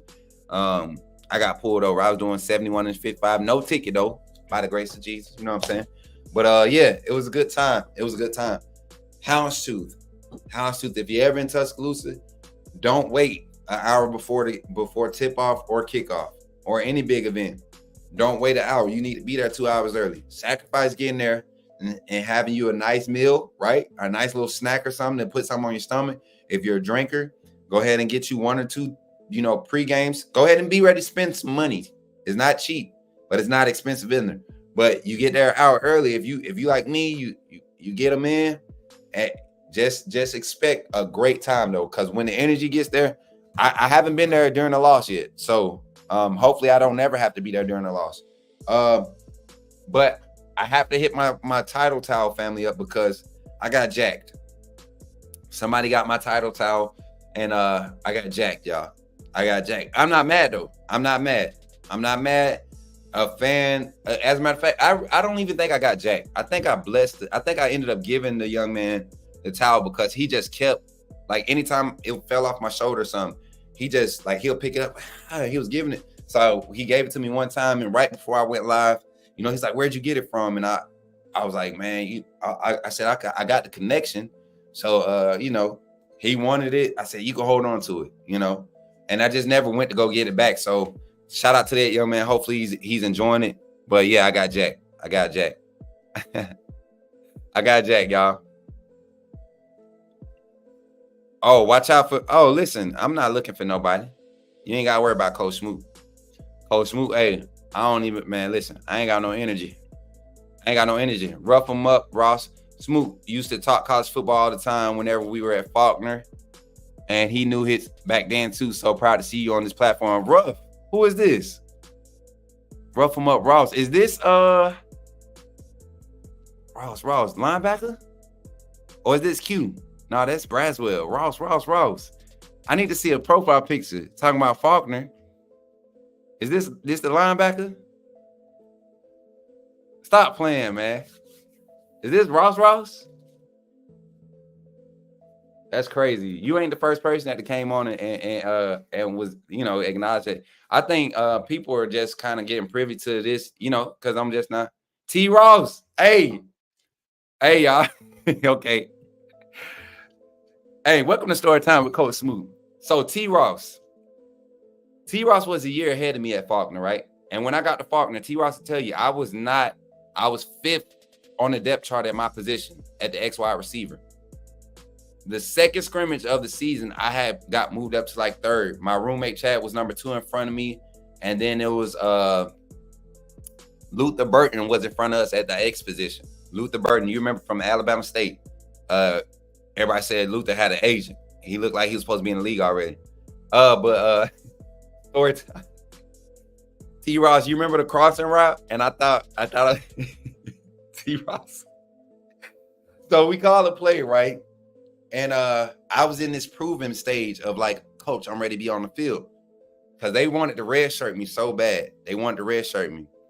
And T-Ross, he said, they put me in. This was like second group. Second group was coming in. And T-Ross was just coming back from an injury, working back from an injury. And he outweighed me by like 20, maybe 25 pounds. And I come out and I'm running a mesh. We running this mesh play. And I remember it like it was yesterday. Get the ball in the first window. T-Ross is playing the weak side linebacker on the opposite side. The formation flip. So he's playing opposite. I catch the ball. And I got like 6 yards of space between me and T-Ross. He's turning to, he's playing the ball. I catch it. I got about 6 yards of space where I could plant and get upfield. I see T-Ross looking at me. I said, oh, this is my chance, y'all. And I had put on like 9 pounds at this point. So I went from 165 to about 171, true freshman. And I called myself trying to run T-Ross over, y'all. Wasn't happening. Flatline. Held on to the ball, though. Beautiful catch. I mean, perfect, because I had hands. I never dropped the pass. My freshman year, never dropped the pass. Contested. If it touched my hands, I was catching them. T-Ross clincher, boy. Flatline. Like, he just had to wait. 230. He was about 225, 230. T-Ross clincher, boy. And not only did he clean me, but T-Ross was so, we was partners. We used to go at. T-Ross was so dirty. He didn't just clean me. Like, he left his feet. And T-Ross had an audacity to try to give me the nuts over your body. I threw the ball at him. We tussled a little bit. And I got back up, man. Probably 2 plays later, I caught me a seam right over his head, right in between him and the safety. And we like that. That's me and T-Ross interaction on the field. You remember that, T-Ross? T-Ross, you remember that? Yeah, I tried it. I tried him, y'all. I tried my boy. And T-Ross was a head buster. Him, Pro Throw. We had a kid named from Montgomery, Turtle. Turtle was lazy, but he, Justin Boygby's high school coach was one of my roommates, Ivan Cobb. He was a hitter. It was a lot of them. We had some dudes, man. Who said, yo, I did something similar against Bama. I think Antoine Odom caught me slipping, fumbled it, and everything. Them crossing routes. Listen, and that was the thing as a wide receiver. As a wide receiver in our time, going across the middle, if you could be trusted to go across the middle, oh my God. I'm telling you, you got on the field. Then was the day, T-Ross, man, if you in the area, man, we gotta link up, bro. Are you coming to the A-Day? That would be cool to sit there. Because, we didn't get to interact a lot. He was a year ahead of me and on the other side of the ball. And I didn't really rock with linebackers. I felt like they used to pick on me. I was the tall, lanky dude. They used to call me a linebacker because any run designed to my side, I used to be trying to earhole everybody, boy. Blindside everybody. What's good, Ant? How you feeling, man? Exactly. And then what the thing was, Antoine, he didn't drop his helmet. It was one of them form, like when he hit me, it was such momentum that when he tried to wrap up, man, it sounded louder and sounded worse than what it was and looked worse because it was like the leverage and like I was in stride and I didn't drop my shoulder fast enough. I didn't get lower than him. And I'm like 4 inches taller than him. So it was ugly, but about 2 or 3 plays later, I caught a nice little in between him and the safety that was over top of him. Jab step. I learned my lesson. I had 2 or 3 steps between me and the safety. I was about, half a step, 2 steps past him in the hole. I forget the backup quarterback name, but he hit me in stride. And T-Ross clean our boy AJ too. You remember your hit on AJ? We thought he was gone. We thought AJ was out there, man. I was coming to 8A, but my nephew, we're gonna get you tight during the season, and we're gonna have to link up during the season. Hey, congrats to your nephew too, man. Congrats to your nephew. Joseph Davidson, I seen your comment on Twitter. I mean, on YouTube, man. Appreciate the love and the support on my personal channel, bro. I really do. But yeah, chat, that's going to be it for today. Appreciate y'all for hanging out with your boy, Coach Smook, today for the Smook Scoop, man. Like I said, tonight, you're going to come back. You're going to get some, you're going to get Coach Sean and Coach Jay at 7, right? They're going to come in with the energy.